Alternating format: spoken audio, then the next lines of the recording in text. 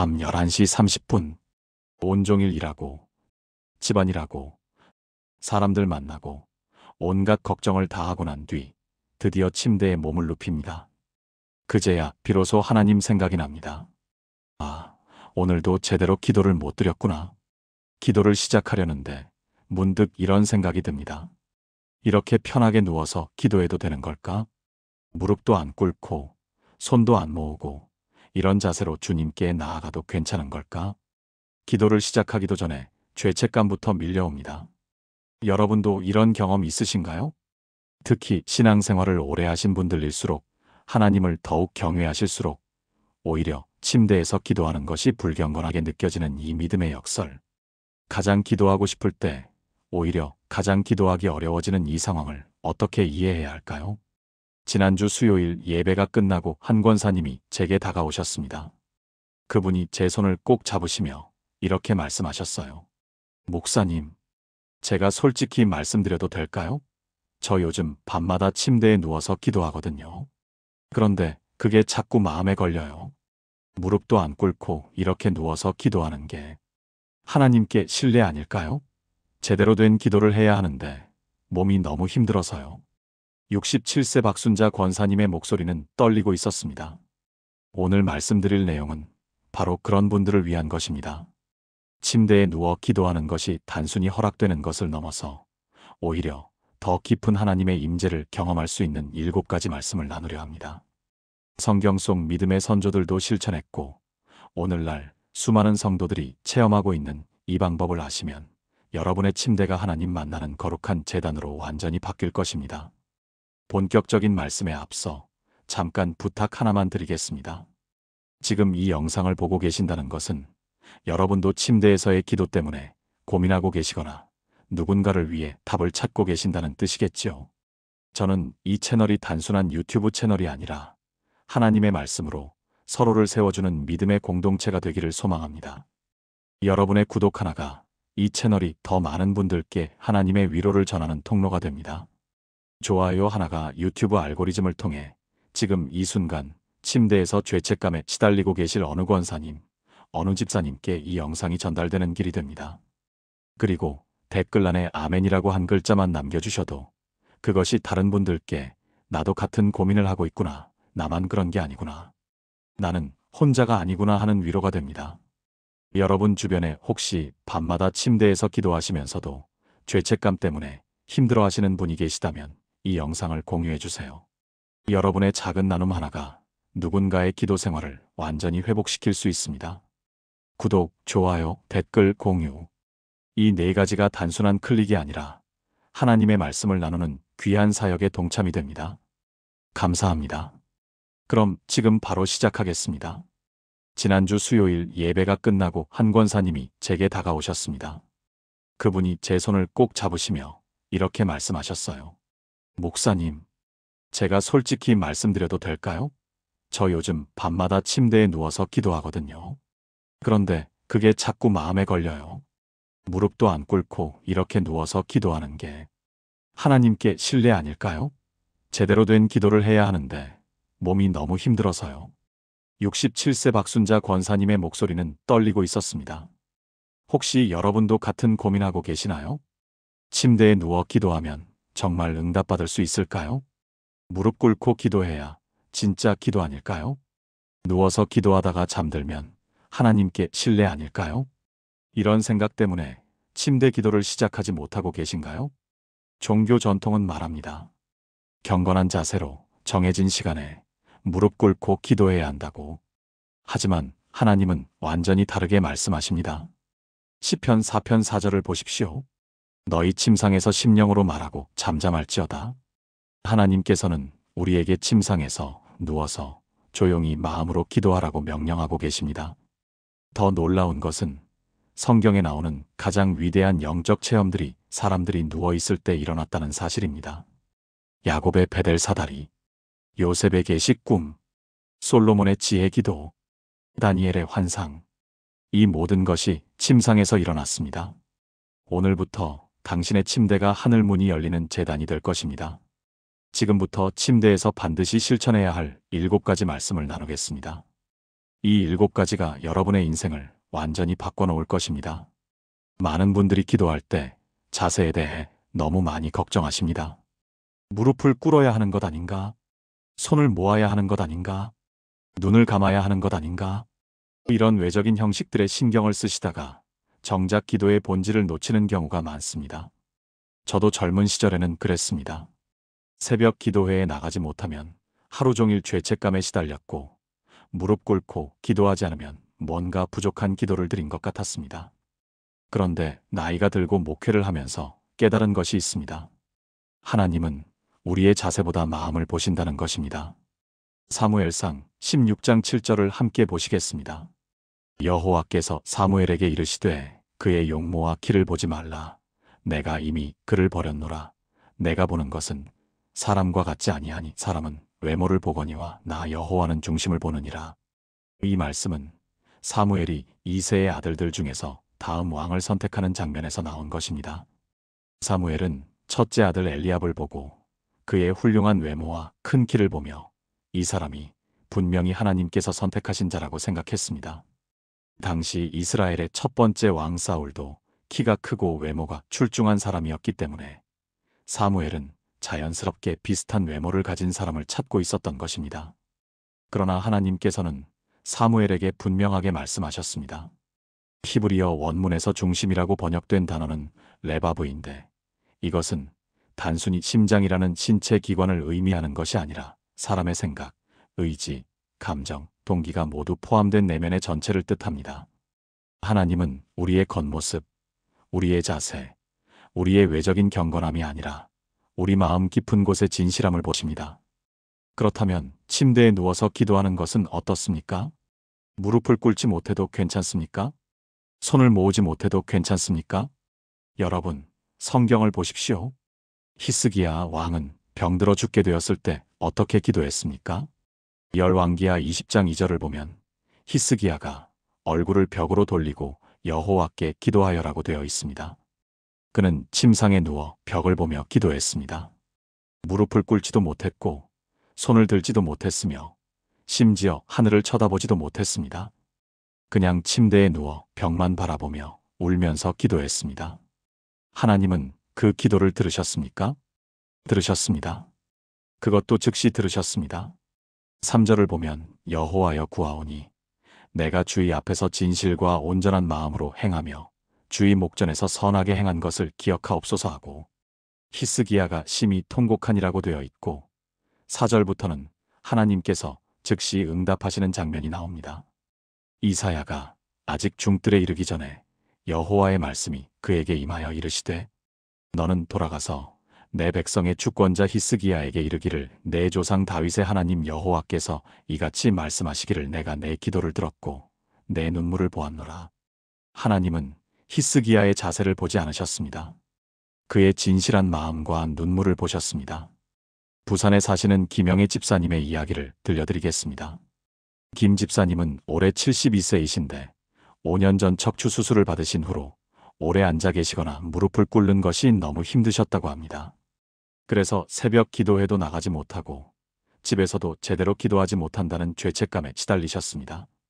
어느 날 밤 너무 마음이 답답해서 침대에 누워 울면서 하나님께 이렇게 기도하셨다고 합니다. 하나님, 저는 이렇게 누워서밖에 기도를 못합니다. 무릎도 못 꿇고 새벽에 일어나지도 못합니다. 이런 제 기도를 들어주시겠습니까? 그런데 그날 밤 꿈에 한 음성이 들렸다고 합니다. 내가 내 마음을 보고 있다. 내 자세를 보는 것이 아니라 내 마음을 본다. 그날 이후 김 집사님은 매일 밤 침대에 누워 기도하기 시작하셨습니다. 자세에 대한 죄책감을 내려놓고 오직 하나님께 마음을 쏟아붓기 시작하셨습니다. 3개월이 지났을 때였습니다. 김 집사님의 딸이 10년 동안 연락을 끊고 지내던 중에 갑자기 전화를 했습니다. 엄마, 미안해요. 그동안 너무 못됐어요. 다시 시작하고 싶어요. 김 집사님은 그 순간 깨달으셨다고 합니다. 하나님은 자신의 무릎 꿇은 자세가 아니라 침대에 누워 흘린 눈물과 진심을 보고 계셨다는 것을요. 지금도 김 집사님은 매일 밤 침대에 누워 기도하십니다. 그리고 그분의 기도는 계속해서 응답받고 있습니다. 사랑하는 여러분, 지금 저와 함께 이렇게 기도해 보시겠습니까? 하나님 아버지, 오늘 밤 침대에 누워있는 저의 모습을 그대로 받아주셔서 감사합니다. 제가 무릎을 꿇지 못해도, 손을 들지 못해도 주님은 제 마음을 보고 계심을 믿습니다. 주님은 사람과 같지 아니하시고 중심을 보시는 분이십니다. 오늘 밤 저의 진실한 마음을 받아주시고 이 기도를 들어주소서. 자세에 대한 모든 죄책감을 내려놓게 하시고 오직 주님께 마음을 쏟아낼 수 있게 하소서. 주님이 저를 받아주심을 믿습니다. 예수님의 이름으로 기도합니다. 아멘. 이 기도를 매일 밤 고백해 보세요. 여러분의 침대 기도가 하나님께 상달되고 있다는 확신이 생길 것입니다. 많은 사람들이 착각하는 것이 있습니다. 기도는 공적인 장소에서 많은 사람들 앞에서 큰 소리로 해야만 하나님께 들린다고 생각하는 것입니다. 물론 공동체 기도도 중요합니다. 교회에서 함께 모여드리는 기도, 새벽 기도회, 철야 기도회 모두 귀한 것입니다. 그러나 하나님은 우리에게 은밀한 곳에서의 기도를 더욱 강조하십니다. 마태복음 6장 6절을 보시겠습니까? 너는 기도할 때에 내 골방에 들어가 문을 닫고 은밀한 중에 계신 내 아버지께 기도하라. 은밀한 중에 보시는 내 아버지께서 갚으시리라. 여기서 골방이라는 단어는 헬라어로 타메이온인데 이것은 집안에서 가장 안쪽에 있는 개인적인 공간, 창고나 저장실을 의미했습니다.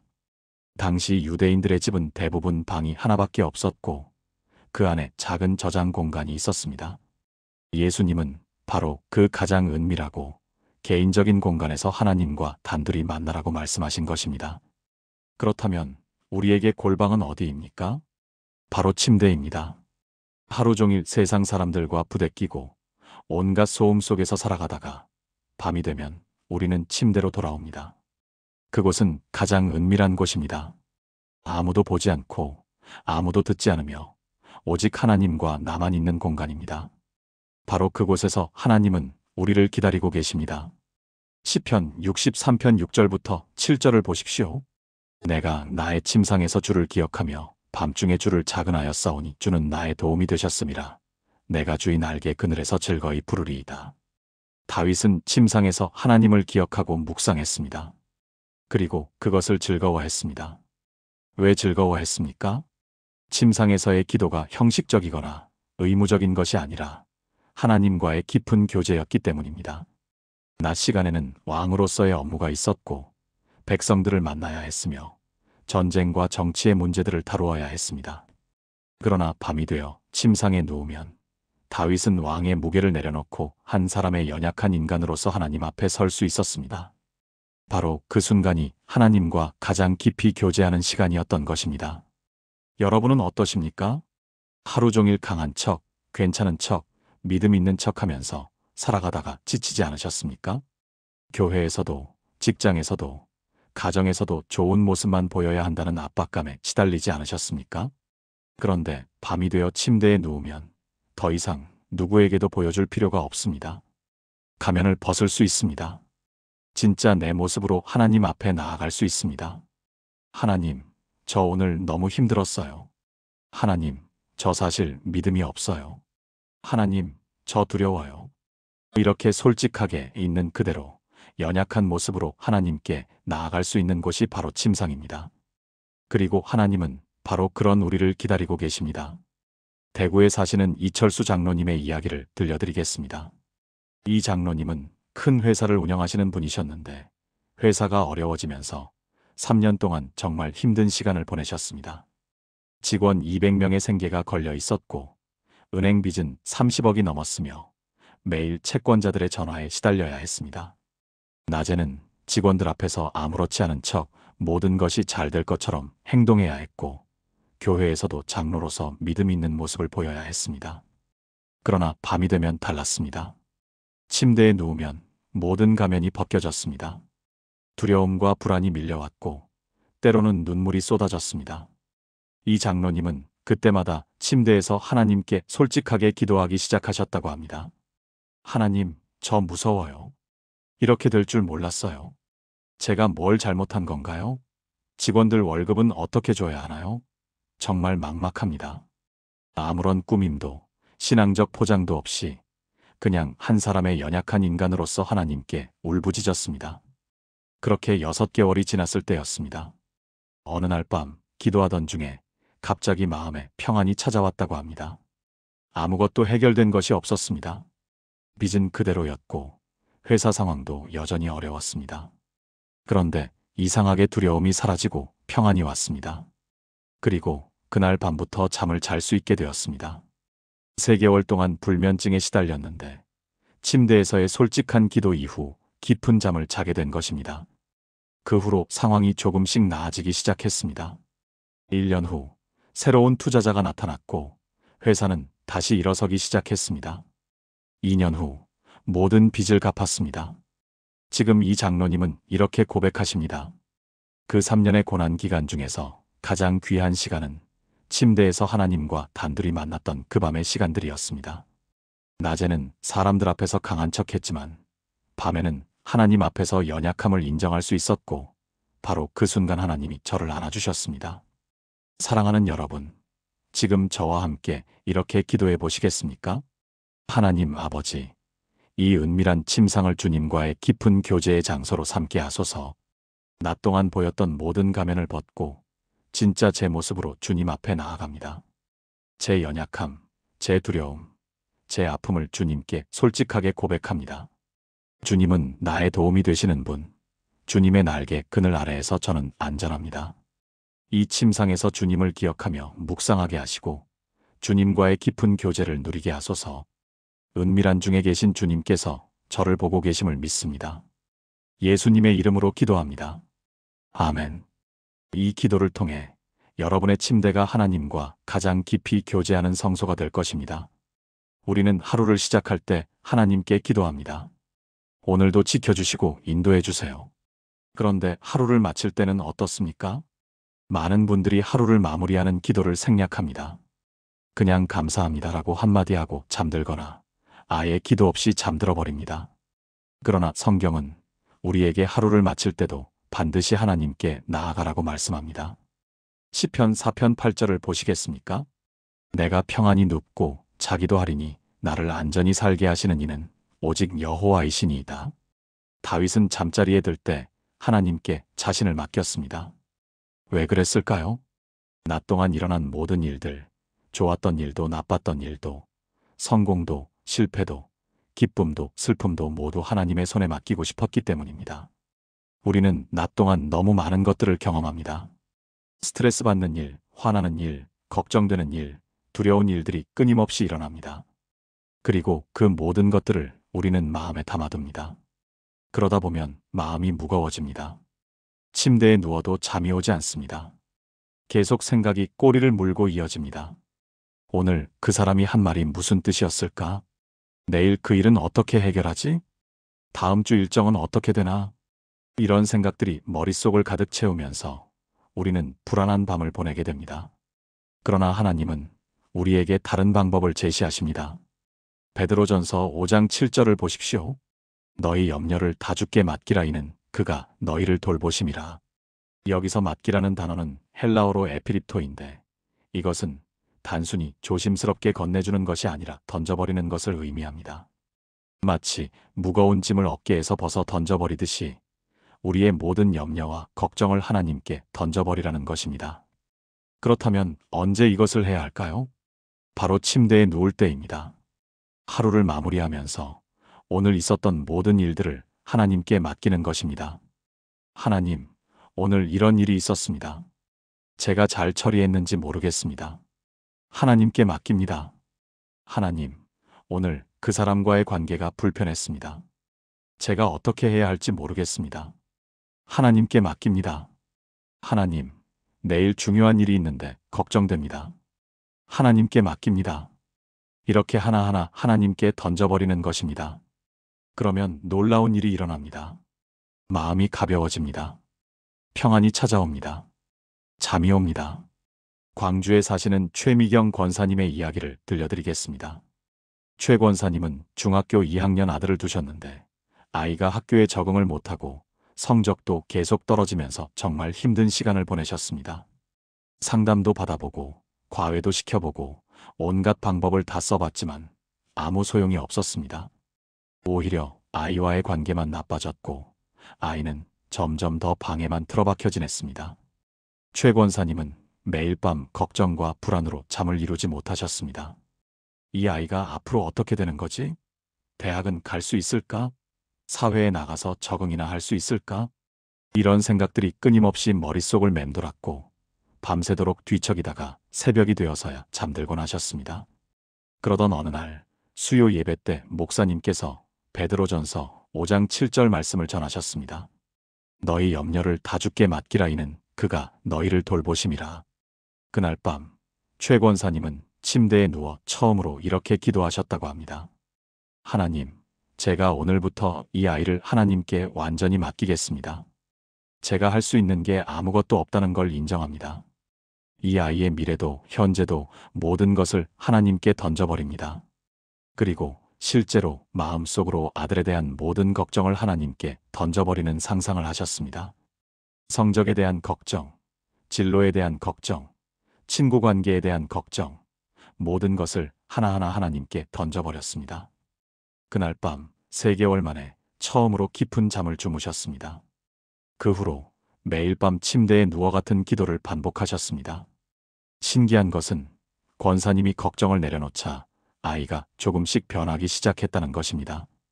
처음에는 아주 작은 변화였습니다. 방문을 조금 열고 있다든지 저녁 식사 때 나와서 함께 먹는다든지 하는 작은 변화들이었습니다. 그런데 3개월이 지나자 아이가 먼저 말을 걸기 시작했습니다. 엄마, 나 요즘 게임 디자이너가 되고 싶어. 권사님은 깜짝 놀라셨지만 예전처럼 공부부터 해라고 하지 않으셨습니다. 대신 그래, 내가 하고 싶은 걸 해봐라고 말씀하셨습니다. 6개월 후 아이는 게임 디자인 학원에 다니기 시작했고 그것을 배우기 위해 스스로 공부하기 시작했습니다. 수학도 영어도 게임 디자인에 필요하다는 것을 알고 나서는 스스로 공부했습니다. 1년 후 아이의 성적은 크게 올랐고 더 중요한 것은 아이의 눈빛이 살아났습니다. 지금 그 아들은 고등학교 1학년이 되었고 게임 디자인 공모전에서 상을 받을 만큼 성장했습니다. 최 권사님은 이렇게 고백하십니다. 제가 붙들고 있을 때는 아무것도 변하지 않았는데 침대에서 하나님께 완전히 맡기고 나니까 모든 것이 변했습니다. 하나님은 제가 놓을 때까지 기다리고 계셨던 것 같아요. 사랑하는 여러분, 지금 저와 함께 이렇게 기도해 보시겠습니까? 하나님 아버지, 오늘 하루 동안 있었던 모든 일들을 주님께 맡깁니다. 좋았던 일도 힘들었던 일도 성공도 실패도 기쁨도 슬픔도 모두 주님의 손에 드립니다. 내일에 대한 걱정도 다음 주에 대한 불안도 미래에 대한 두려움도 모두 주님께 던져버립니다. 주님은 나를 돌보시는 분, 주님이 나를 안전히 살게 하시는 분이심을 믿습니다. 오늘 밤 평안히 눕고 자게 하시고 내일 아침 새 힘으로 일어나게 하소서. 나의 모든 염려를 받아주시는 주님께 감사드립니다. 예수님의 이름으로 기도합니다. 아멘. 이 기도를 통해 여러분의 무거운 짐이 내려지고 평안한 밤이 될 것입니다. 많은 사람들이 하나님의 음성을 듣고 싶어 합니다. 하나님, 제게 말씀해 주세요. 어떻게 해야 할지 알려주세요. 그런데 정작 하나님께서 말씀하시려고 할 때 우리는 너무 바쁩니다. 아침부터 저녁까지 쉴 틈 없이 움직이고 끊임없이 무언가를 하고 계속 소음 속에서 살아갑니다. 하나님께서 말씀하실 기회가 없습니다. 그런데 밤이 되어 침대에 누우면 어떻습니까? 조용해집니다.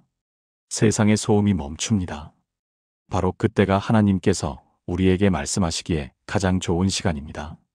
욥기 33장 14절부터 16절을 보시겠습니까?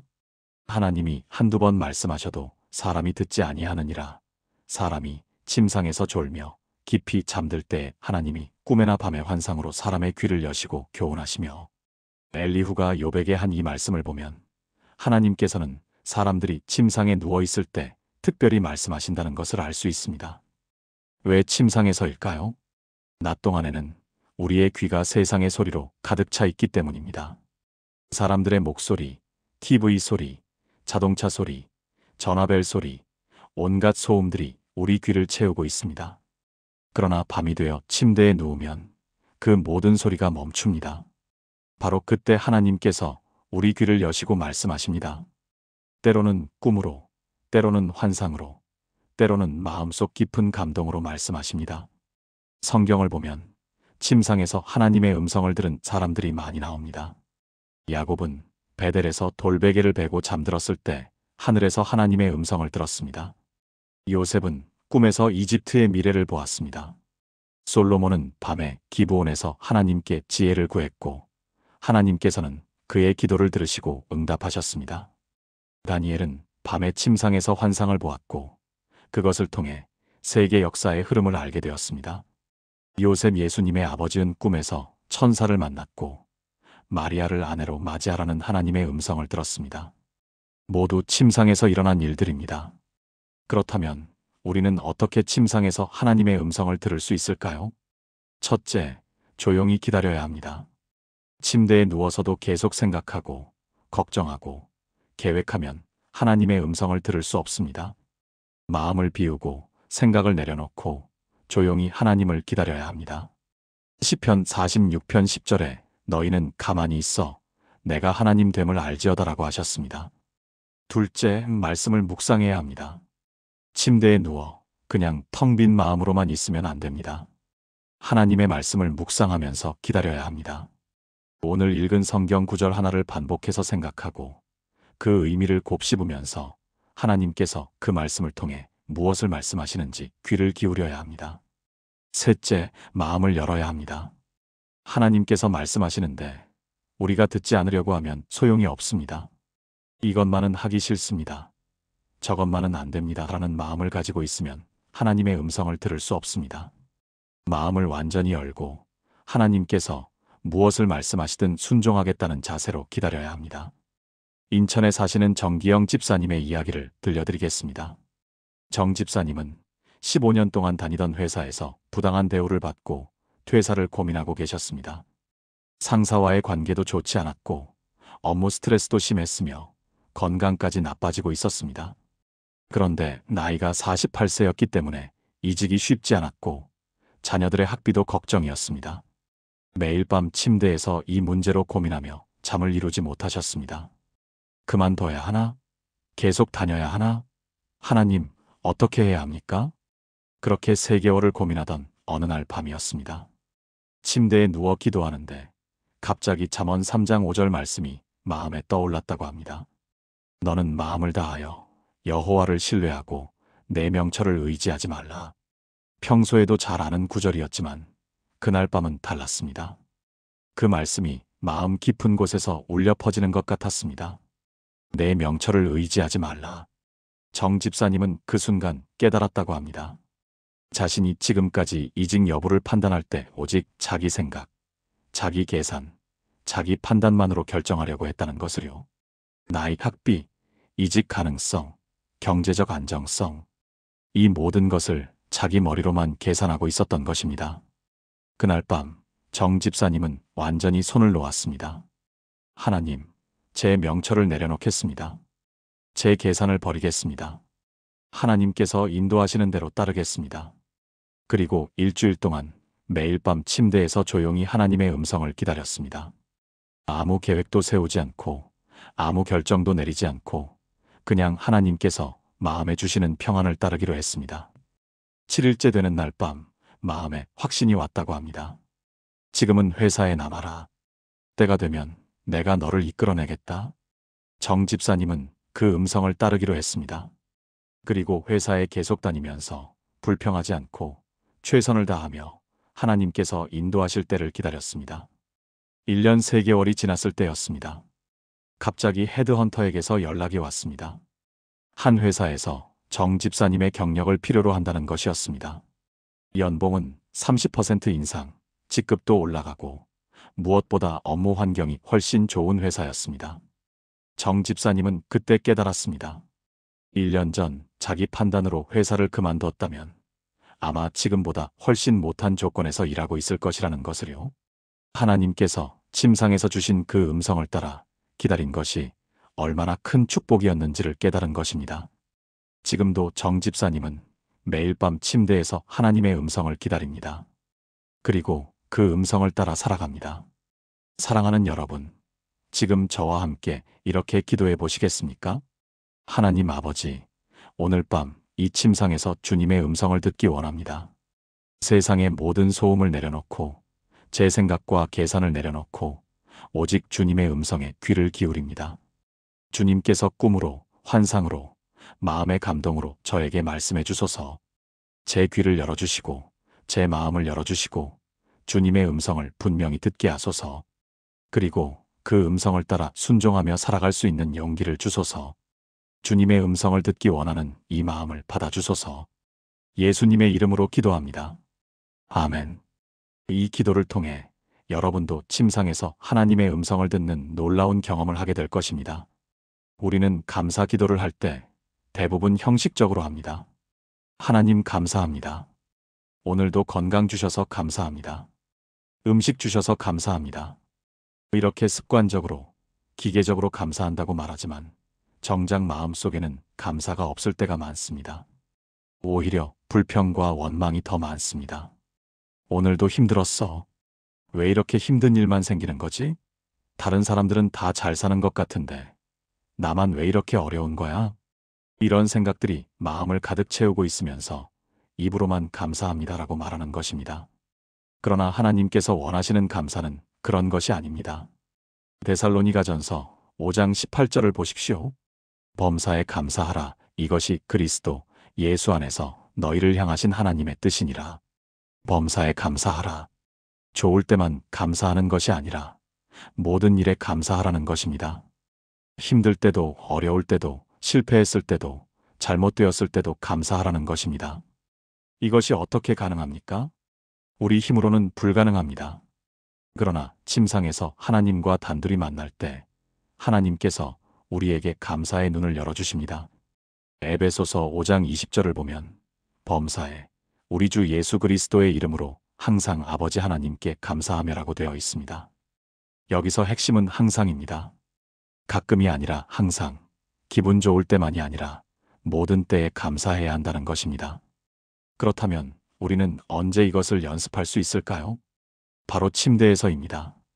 하루를 마무리하면서 오늘 있었던 일들을 하나하나 떠올리며 감사를 찾아내는 것입니다. 좋았던 일은 당연히 감사합니다. 그런데 힘들었던 일, 속상했던 일, 화났던 일 속에서도 감사를 찾아내는 연습을 하는 것입니다. 오늘 상사에게 혼났습니다. 정말 속상했습니다. 그런데 하나님, 그 일을 통해 제가 교만했던 마음을 내려놓게 되었습니다. 감사합니다. 오늘 계획했던 일이 다 틀어졌습니다. 정말 짜증났습니다. 그런데 하나님, 그 덕분에 더 중요한 일을 먼저 할 수 있었습니다. 감사합니다. 오늘 건강검진에서 안 좋은 결과가 나왔습니다. 정말 걱정됩니다. 그런데 하나님, 이 일을 통해 건강의 소중함을 깨닫게 되었습니다. 감사합니다.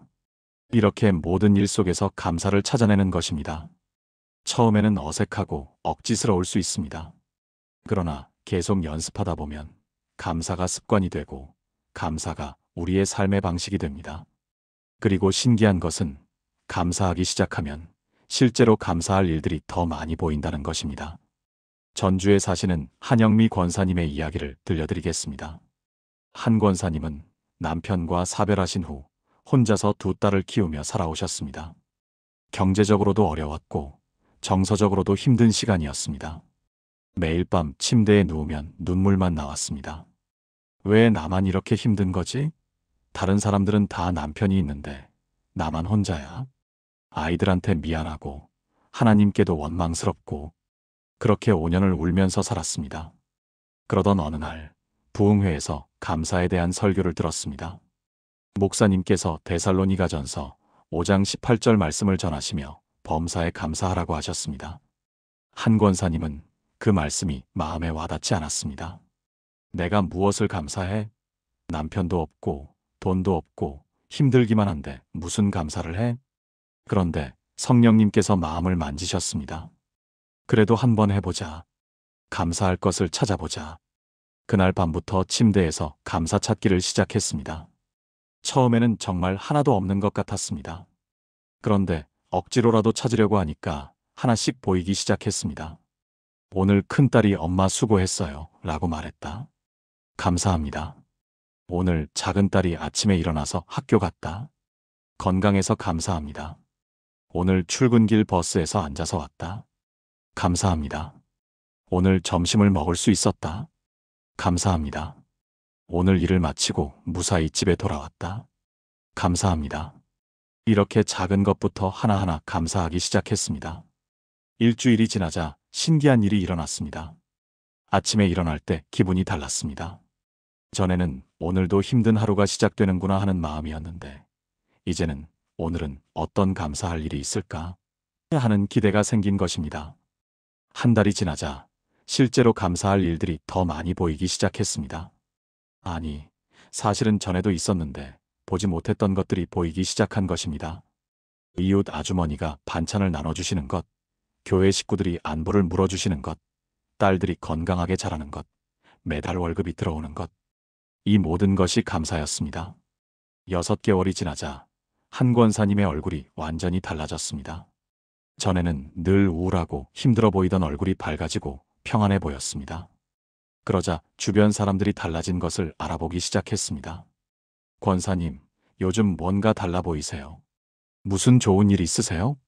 한 권사님은 이렇게 대답하셨습니다. 좋은 일이요? 상황은 하나도 안 바뀌었어요. 그런데 제 마음이 바뀌었어요. 매일 밤 침대에서 감사를 찾다 보니까 감사할 일이 이렇게 많았더라고요. 1년이 지나자 실제로 상황도 변하기 시작했습니다. 직장에서 승진이 되어 월급이 올랐고 큰딸이 장학금을 받게 되었으며 교회에서 권사님을 교사로 세워주셨습니다.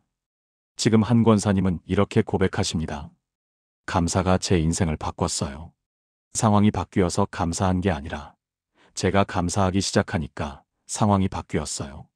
침대에서 매일 밤 감사를 찾는 그 시간이 제 인생 최고의 시간이 되었습니다. 사랑하는 여러분, 지금 저와 함께 이렇게 기도해 보시겠습니까? 하나님 아버지, 오늘 하루를 감사로 마무리하기 원합니다. 좋았던 일뿐만 아니라 힘들었던 일 속에서도 감사를 찾게 하소서. 범사에 감사하는 것이 주님의 뜻임을 알기에 오늘부터 모든 일에서 감사를 찾겠습니다. 침대에 누워 하루를 돌아보며 주님의 은혜를 하나하나 세어보게 하소서. 작은 것에도 감사하고 당연한 것에도 감사하며 어려운 일 속에서도 감사하는 마음을 주소서.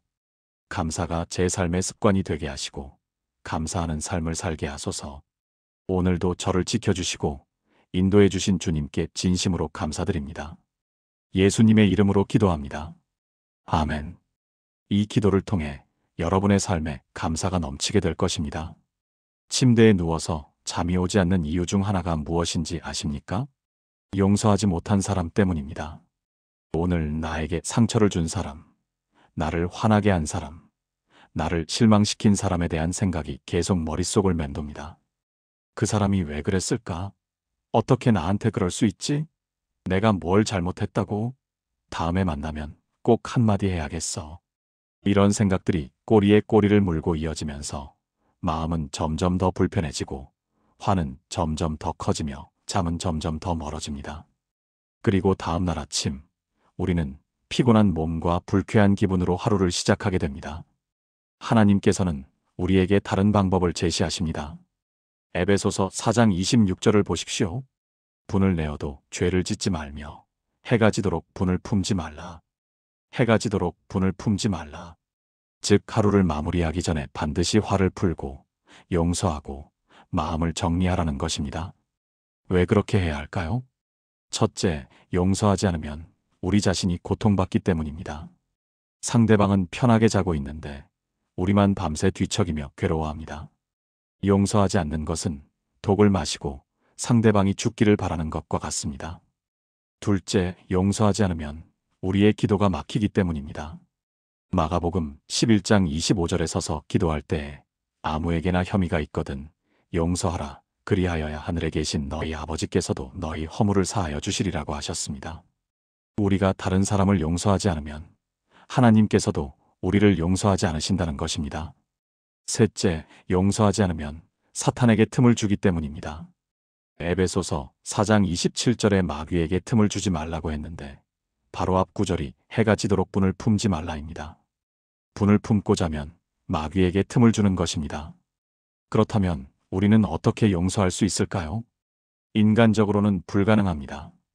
특히 깊이 상처받은 일, 정말 억울한 일, 도저히 이해할 수 없는 일에 대해서는 용서가 불가능합니다. 그러나 침상에서 하나님 앞에 나아갈 때 하나님께서 우리에게 용서할 수 있는 힘을 주십니다. 골로새서 3장 13절을 보십시오. 누가 누구에게 불만이 있거든 서로 용납하여 피차 용서하되 주께서 너희를 용서하신 것 같이 너희도 그리하라. 주께서 우리를 용서하신 것 같이. 이것이 핵심입니다. 우리가 하나님께 얼마나 많은 죄를 지었습니까? 셀 수 없이 많은 죄를 지었고 그 죄는 우리 힘으로 절대 갚을 수 없는 것이었습니다. 그런데 하나님께서는 예수님의 십자가를 통해 우리의 모든 죄를 용서해 주셨습니다. 조건 없이, 대가 없이 완전히 용서해 주셨습니다. 바로 그 용서를 기억할 때 우리도 다른 사람을 용서할 수 있게 됩니다. 대전에 사시는 박종훈 장로님의 이야기를 들려드리겠습니다. 박 장로님은 20년 동안 함께 사업을 하던 동업자에게 배신을 당하셨습니다. 그 동업자가 회사 돈 7억 원을 빼돌려 도망가 버린 것입니다. 20년 우정, 20년 신뢰가 하루아침에 무너졌고 회사는 부도 위기에 처했으며 박 장로님은 개인 빚까지 떠안게 되었습니다. 그 충격과 배신감은 이루 말할 수 없었습니다. 박 장로님은 매일 밤 침대에서 그 동업자를 생각하며 이를 갈았습니다. 어떻게 나한테 이럴 수 있어? 20년을 함께 했는데 내가 뭘 잘못했다고? 꼭 찾아서 법적으로 처벌하고 말 거야. 밤마다 복수를 계획하고 어떻게 응징할지 생각하며 잠을 이루지 못했습니다. 3개월 동안 불면증에 시달렸고 건강도 나빠지기 시작했습니다. 그러던 어느 주일 설교 말씀이 마태복음 18장의 1만 달란트 빚진 종의 비유였습니다. 왕에게 1만 달란트 빚진 종이 용서받았으면서도 자기에게 100데나리온 빚진 동료를 용서하지 않고 감옥에 가두었다는 이야기였습니다. 그 말씀을 듣는 순간 박 장로님은 가슴이 무너지는 것을 느꼈습니다. 내가 바로 그 종이구나. 내가 하나님께 얼마나 많은 빚을 졌는데 하나님은 나를 용서하셨는데 나는 7억 원 때문에 그 사람을 용서하지 못하고 있구나. 그날 밤 침대에 누워 박 장로님은 울면서 기도했습니다. 하나님, 저는 용서할 수 없습니다. 그런데 하나님께서 저를 용서하신 것을 생각하니 용서해야 한다는 것을 압니다. 제게 용서할 수 있는 힘을 주세요. 그날 밤은 역시 잠을 이루지 못했습니다. 그러나 다음 날 밤 또 기도했습니다. 하나님, 오늘도 그 사람 생각하면 화가 납니다. 그런데 용서하기로 결심합니다. 용서할 수 있는 힘을 주세요. 3일째, 4일째, 5일째 매일 밤 같은 기도를 반복했습니다. 그런데 7일째 되는 날 밤 신기한 일이 일어났습니다. 그 동업자를 생각하는데 화가 나지 않았습니다. 오히려 불쌍하다는 생각이 들었습니다. 그 사람도 어떤 사정이 있었겠지. 7억 원을 가지고 도망가야 할 만큼 급했던 일이 있었을 거야. 그 사람도 지금 평안하지 못할 거야. 2주가 지나자 완전히 용서가 되었습니다. 마음의 평안이 찾아왔고 잠도 잘 수 있게 되었으며 건강도 회복되기 시작했습니다. 그리고 한개월 후 놀라운 일이 일어났습니다. 그 동업자가 갑자기 나타나서 무릎을 꿇고 용서를 빌었습니다. 형님, 죄송합니다. 제가 미쳤었습니다. 돈은 다 날렸지만 제가 할 수 있는 한값겠습니다. 형사 고소하셔도 할 말 없습니다. 박 장로님은 그를 일으켜 세우며 이렇게 말했습니다. 이미 용서했네. 하나님께서 나를 용서하신 것처럼 자네도 용서하네. 다시 시작하게. 내가 도와주겠네. 그 후 두 사람은 다시 함께 일하지는 않았지만 좋은 관계를 유지하고 있고 그 동업자는 지금 교회에 나오며 열심히 신앙생활을 하고 있습니다. 박 장로님은 이렇게 고백하십니다. 침대에서 매일 밤 용서 기도를 하지 않았다면 제 인생은 복수와 원한으로 망가졌을 것입니다. 침상에서의 용서가 저를 자유롭게 했고 상대방도 회복시켰습니다. 사랑하는 여러분, 지금 저와 함께 이렇게 기도해 보시겠습니까? 하나님 아버지, 오늘 하루 동안 저에게 상처를 준 사람들을 용서하기 원합니다. 인간적으로는 용서할 수 없지만 주님께서 저를 용서하신 것을 기억하며 용서합니다. 주님께서 제게 용서할 수 있는 힘을 주소서. 제 마음속에 있는 분노, 원한, 복수심을 모두 내려놓게 하시고 주님의 사랑으로 채워주소서. 해가 지도록 분을 품지 않게 하시고 오늘 밤 평안히 잠들게 하소서. 용서함으로 자유를 얻게 하시고 용서함으로 치유받게 하소서.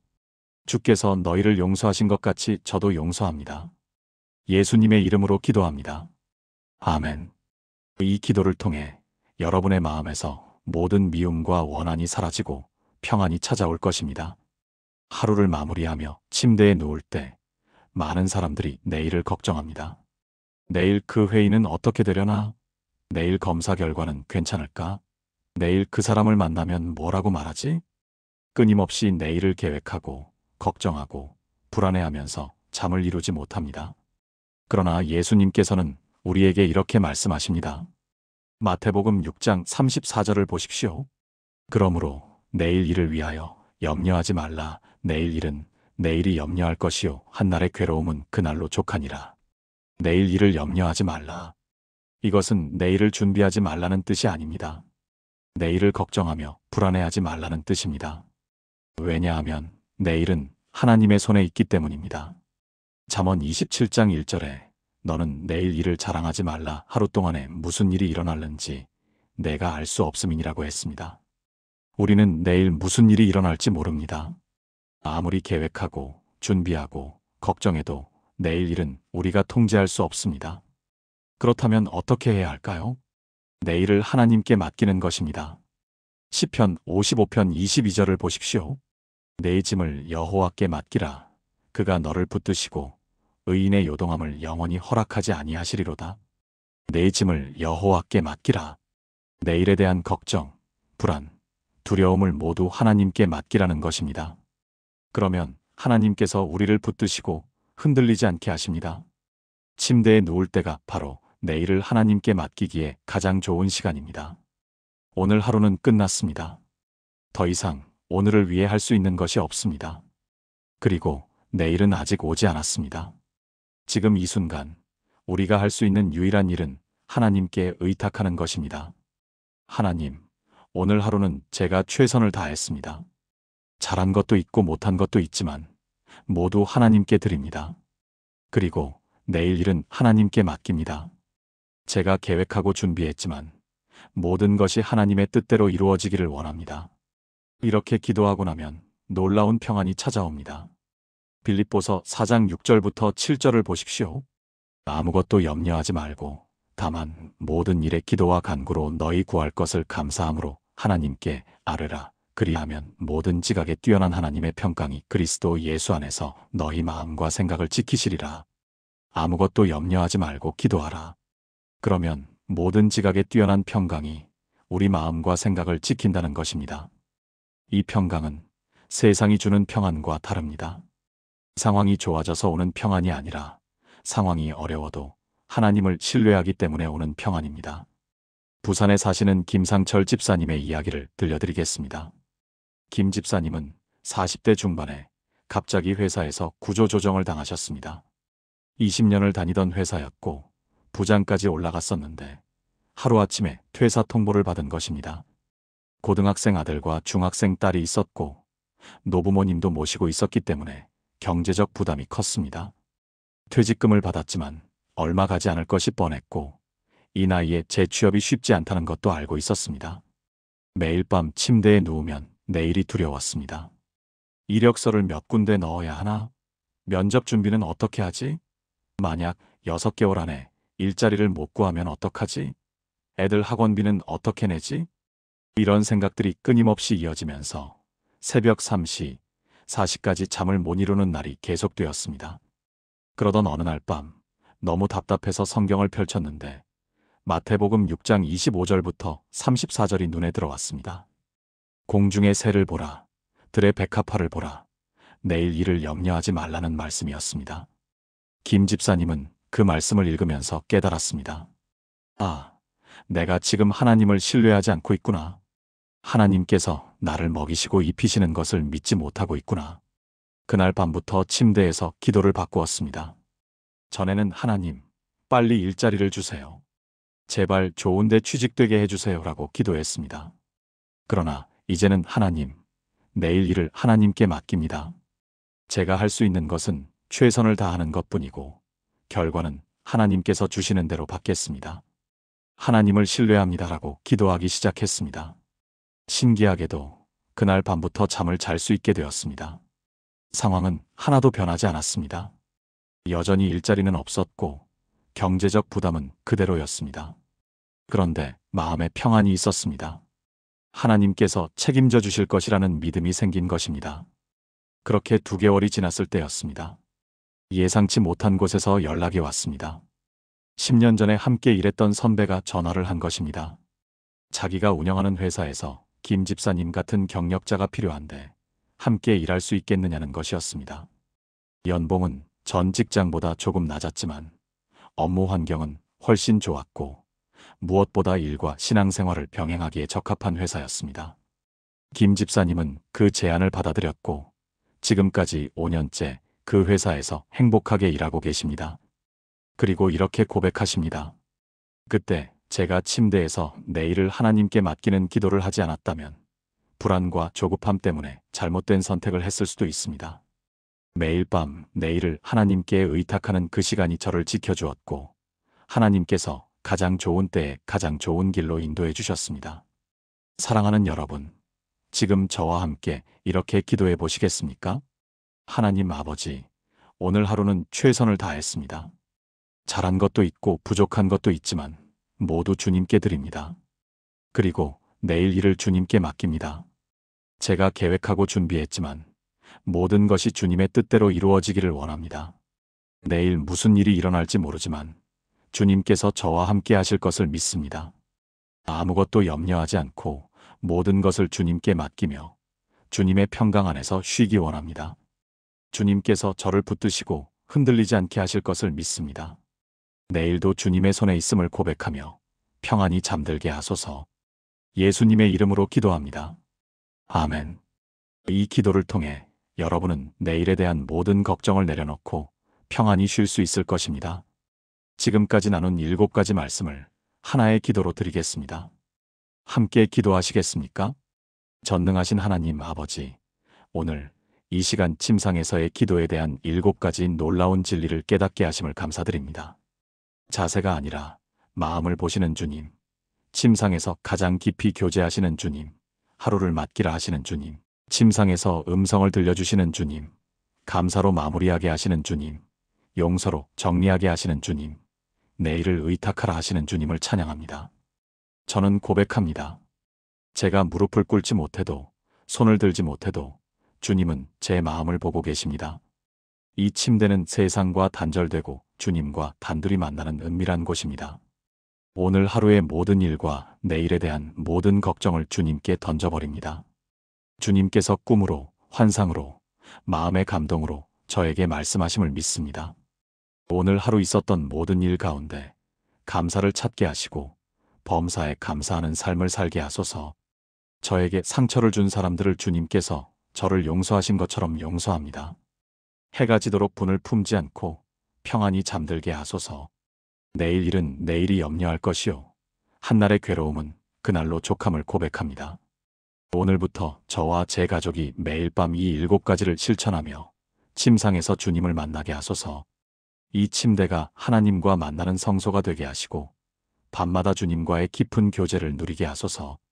자세에 대한 죄책감을 완전히 내려놓게 하시고 오직 진실한 마음으로 주님께 나아가게 하소서.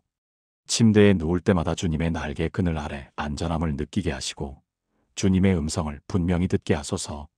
감사와 용서와 의탁이 제 삶의 습관이 되게 하시고 매일 밤 평안히 눕고 자게 하소서. 이 모든 것이 주님의 약속이심을 믿고 신뢰하며 의지합니다. 살아계신 예수 그리스도의 이름으로 기도합니다. 아멘. 사랑하는 여러분, 지금까지 침대에서 기도할 때 반드시 실천해야 할 7가지를 나누었습니다. 첫째, 하나님은 자세가 아니라 마음을 보십니다. 둘째, 침상에서 하나님과 가장 깊이 교제할 수 있습니다. 셋째, 침상에서 하루를 하나님께 맡기십시오. 넷째, 침상에서 하나님의 음성을 들으십시오. 5째, 침상에서 감사로 하루를 마무리하십시오. 6째, 침상에서 용서로 하루를 정리하십시오. 7째, 침상에서 내일을 하나님께 의탁하십시오. 이 7가지가 여러분의 인생을 완전히 바꿔놓을 것입니다. 더 이상 침대에서 기도하는 것을 부끄러워하지 마십시오. 더 이상 누워서 기도하는 것에 죄책감을 느끼지 마십시오. 하나님께서는 여러분이 침대에 누워 진실한 마음으로 기도할 때 그 기도를 기뻐 받으십니다. 지난주 수요일 예배가 끝나고 한 권사님이 제게 다가오셨습니다. 그분이 제 손을 꼭 잡으시며 이렇게 말씀하셨어요. 목사님, 제가 솔직히 말씀드려도 될까요? 저 요즘 밤마다 침대에 누워서 기도하거든요. 그런데 그게 자꾸 마음에 걸려요.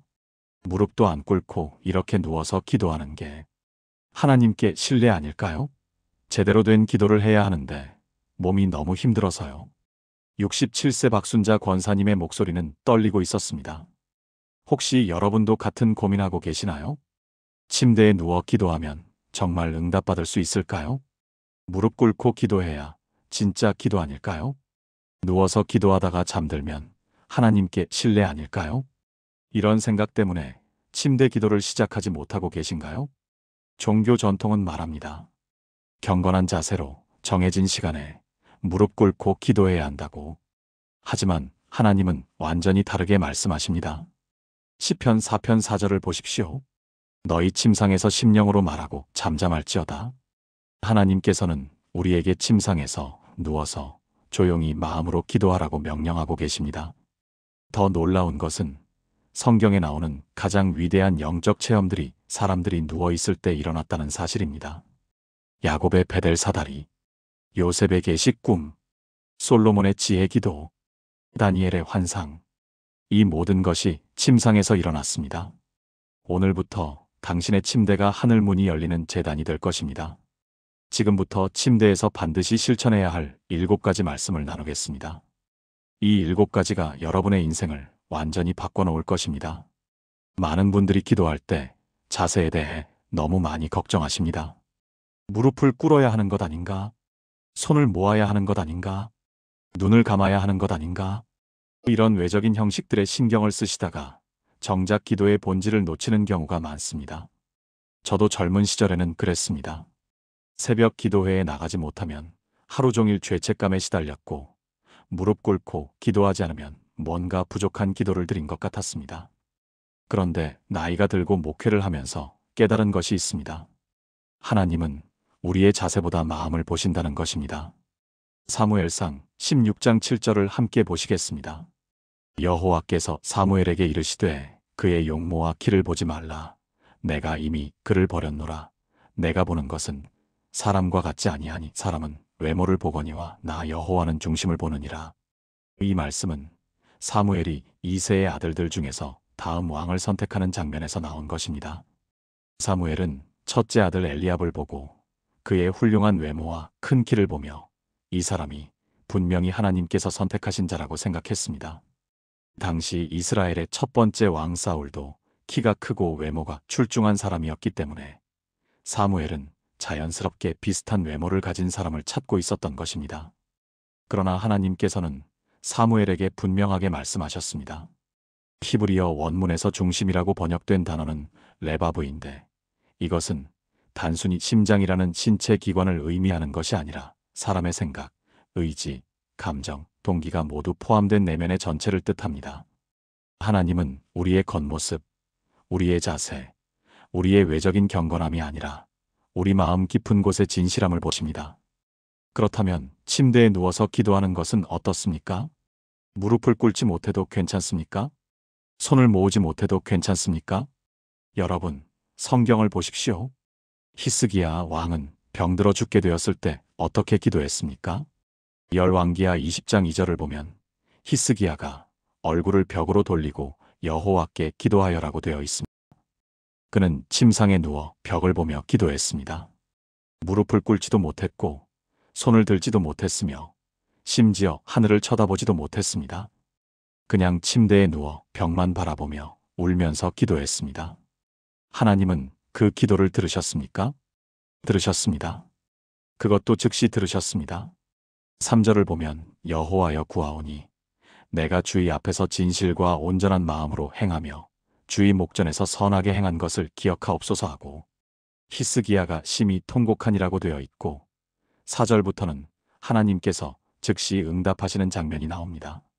이사야가 아직 중뜰에 이르기 전에 여호와의 말씀이 그에게 임하여 이르시되 너는 돌아가서 내 백성의 주권자 히스기야에게 이르기를 내 조상 다윗의 하나님 여호와께서 이같이 말씀하시기를 내가 내 기도를 들었고 내 눈물을 보았노라.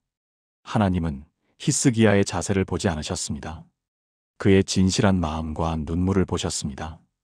부산에 사시는 김영애 집사님의 이야기를 들려드리겠습니다. 김 집사님은 올해 72세이신데 5년 전 척추 수술을 받으신 후로 오래 앉아 계시거나 무릎을 꿇는 것이 너무 힘드셨다고 합니다. 그래서 새벽 기도회도 나가지 못하고 집에서도 제대로 기도하지 못한다는 죄책감에 시달리셨습니다. 어느 날 밤 너무 마음이 답답해서 침대에 누워 울면서 하나님께 이렇게 기도하셨다고 합니다. 하나님, 저는 이렇게 누워서밖에 기도를 못합니다. 무릎도 못 꿇고 새벽에 일어나지도 못합니다. 이런 제 기도를 들어주시겠습니까? 그런데 그날 밤 꿈에 한 음성이 들렸다고 합니다. 내가 내 마음을 보고 있다. 내 자세를 보는 것이 아니라 내 마음을 본다. 그날 이후 김 집사님은 매일 밤 침대에 누워 기도하기 시작하셨습니다. 자세에 대한 죄책감을 내려놓고 오직 하나님께 마음을 쏟아붓기 시작하셨습니다. 3개월이 지났을 때였습니다. 김 집사님의 딸이 10년 동안 연락을 끊고 지내던 중에 갑자기 전화를 했습니다. 엄마, 미안해요. 그동안 너무 못됐어요. 다시 시작하고 싶어요. 김 집사님은 그 순간 깨달으셨다고 합니다. 하나님은 자신의 무릎 꿇은 자세가 아니라 침대에 누워 흘린 눈물과 진심을 보고 계셨다는 것을요. 지금도 김 집사님은 매일 밤 침대에 누워 기도하십니다. 그리고 그분의 기도는 계속해서 응답받고 있습니다. 사랑하는 여러분, 지금 저와 함께 이렇게 기도해 보시겠습니까? 하나님 아버지, 오늘 밤 침대에 누워있는 저의 모습을 그대로 받아주셔서 감사합니다. 제가 무릎을 꿇지 못해도 손을 들지 못해도 주님은 제 마음을 보고 계심을 믿습니다. 주님은 사람과 같지 아니하시고 중심을 보시는 분이십니다. 오늘 밤 저의 진실한 마음을 받아주시고 이 기도를 들어주소서. 자세에 대한 모든 죄책감을 내려놓게 하시고 오직 주님께 마음을 쏟아낼 수 있게 하소서. 주님이 저를 받아주심을 믿습니다. 예수님의 이름으로 기도합니다. 아멘. 이 기도를 매일 밤 고백해 보세요. 여러분의 침대 기도가 하나님께 상달되고 있다는 확신이 생길 것입니다. 많은 사람들이 착각하는 것이 있습니다. 기도는 공적인 장소에서 많은 사람들 앞에서 큰 소리로 해야만 하나님께 들린다고 생각하는 것입니다. 물론 공동체 기도도 중요합니다.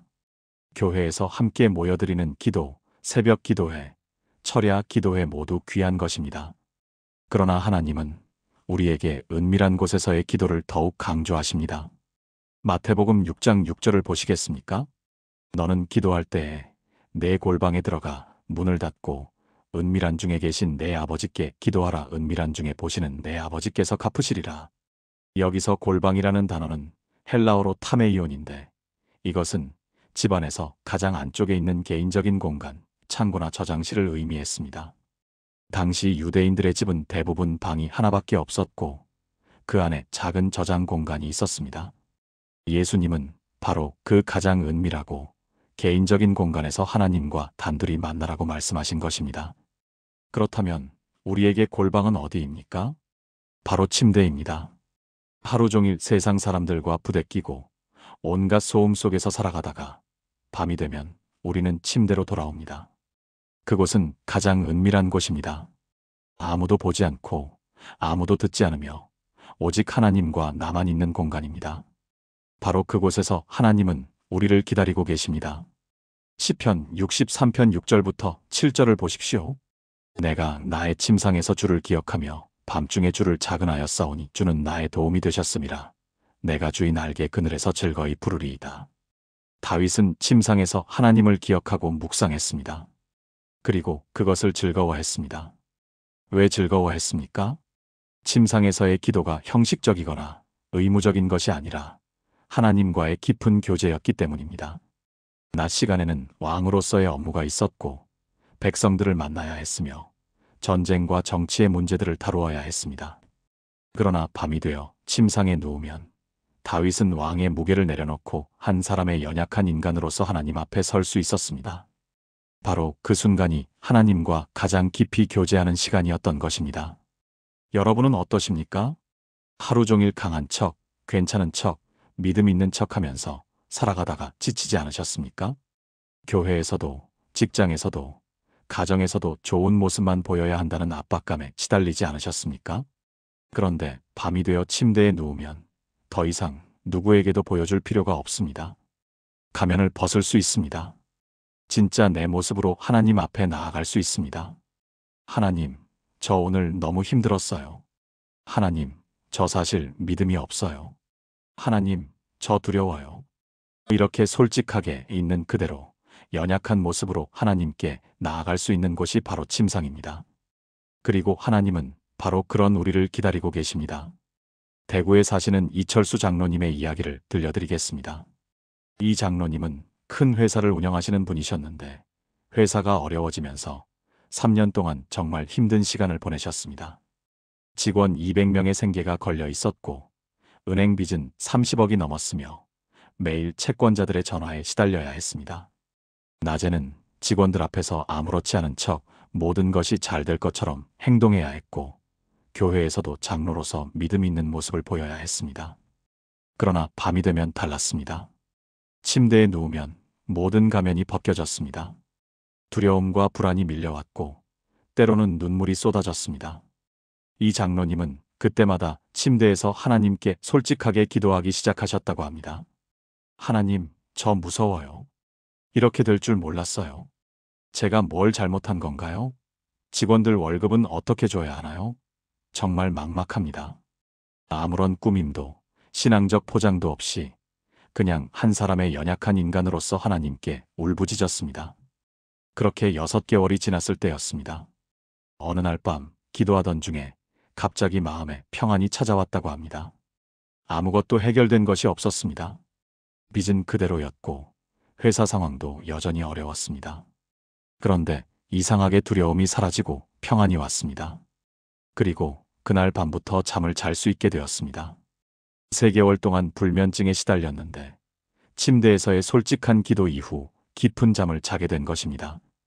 그 후로 상황이 조금씩 나아지기 시작했습니다. 1년 후 새로운 투자자가 나타났고 회사는 다시 일어서기 시작했습니다. 2년 후 모든 빚을 갚았습니다. 지금 이 장로님은 이렇게 고백하십니다. 그 3년의 고난 기간 중에서 가장 귀한 시간은 침대에서 하나님과 단둘이 만났던 그 밤의 시간들이었습니다. 낮에는 사람들 앞에서 강한 척했지만 밤에는 하나님 앞에서 연약함을 인정할 수 있었고 바로 그 순간 하나님이 저를 안아주셨습니다. 사랑하는 여러분, 지금 저와 함께 이렇게 기도해 보시겠습니까? 하나님 아버지, 이 은밀한 침상을 주님과의 깊은 교제의 장소로 삼게 하소서. 낮 동안 보였던 모든 가면을 벗고 진짜 제 모습으로 주님 앞에 나아갑니다. 제 연약함, 제 두려움, 제 아픔을 주님께 솔직하게 고백합니다. 주님은 나의 도움이 되시는 분, 주님의 날개 그늘 아래에서 저는 안전합니다.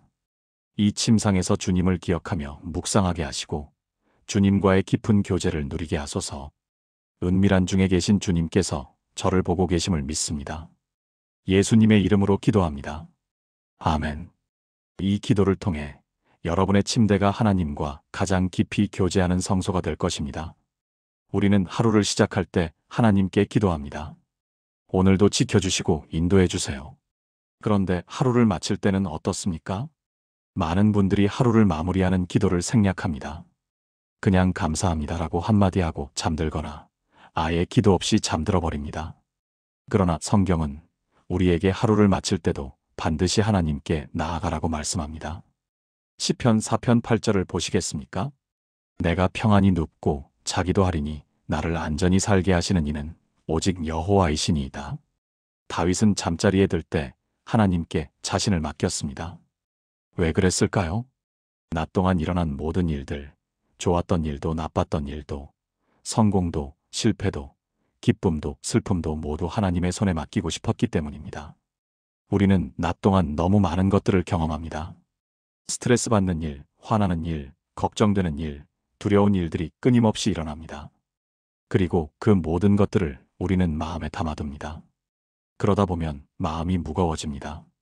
침대에 누워도 잠이 오지 않습니다. 계속 생각이 꼬리를 물고 이어집니다. 오늘 그 사람이 한 말이 무슨 뜻이었을까? 내일 그 일은 어떻게 해결하지? 다음 주 일정은 어떻게 되나? 이런 생각들이 머릿속을 가득 채우면서 우리는 불안한 밤을 보내게 됩니다. 그러나 하나님은 우리에게 다른 방법을 제시하십니다. 베드로전서 5장 7절을 보십시오. 너희 염려를 다 주께 맡기라 이는 그가 너희를 돌보심이라. 여기서 맡기라는 단어는 헬라어로 에피립토인데 이것은 단순히 조심스럽게 건네주는 것이 아니라 던져버리는 것을 의미합니다. 마치 무거운 짐을 어깨에서 벗어 던져버리듯이 우리의 모든 염려와 걱정을 하나님께 던져버리라는 것입니다. 그렇다면 언제 이것을 해야 할까요? 바로 침대에 누울 때입니다. 하루를 마무리하면서 오늘 있었던 모든 일들을 하나님께 맡기는 것입니다. 하나님, 오늘 이런 일이 있었습니다. 제가 잘 처리했는지 모르겠습니다. 하나님께 맡깁니다. 하나님, 오늘 그 사람과의 관계가 불편했습니다. 제가 어떻게 해야 할지 모르겠습니다. 하나님께 맡깁니다. 하나님, 내일 중요한 일이 있는데 걱정됩니다. 하나님께 맡깁니다. 이렇게 하나하나 하나님께 던져버리는 것입니다.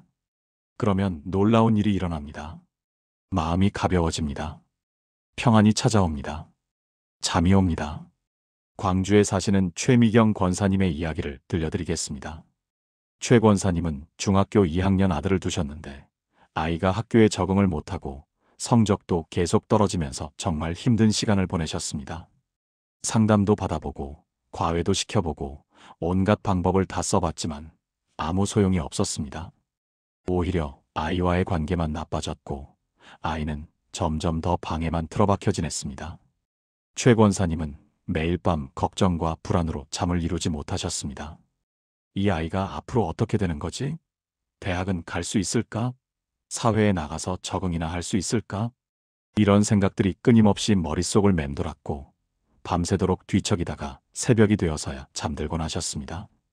그러던 어느 날 수요 예배 때 목사님께서 베드로전서 5장 7절 말씀을 전하셨습니다. 너희 염려를 다 주께 맡기라 이는 그가 너희를 돌보심이라. 그날 밤 최 권사님은 침대에 누워 처음으로 이렇게 기도하셨다고 합니다.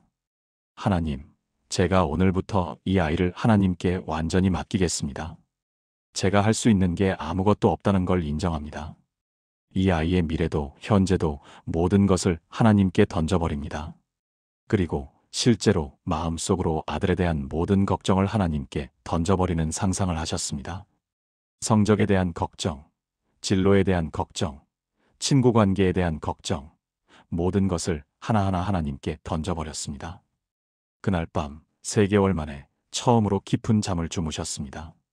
그 후로 매일 밤 침대에 누워 같은 기도를 반복하셨습니다. 신기한 것은 권사님이 걱정을 내려놓자 아이가 조금씩 변하기 시작했다는 것입니다. 처음에는 아주 작은 변화였습니다. 방문을 조금 열고 있다든지 저녁 식사 때 나와서 함께 먹는다든지 하는 작은 변화들이었습니다. 그런데 3개월이 지나자 아이가 먼저 말을 걸기 시작했습니다. 엄마, 나 요즘 게임 디자이너가 되고 싶어. 권사님은 깜짝 놀라셨지만 예전처럼 공부부터 해라고 하지 않으셨습니다. 대신 그래, 내가 하고 싶은 걸 해봐라고 말씀하셨습니다. 6개월 후 아이는 게임 디자인 학원에 다니기 시작했고 그것을 배우기 위해 스스로 공부하기 시작했습니다.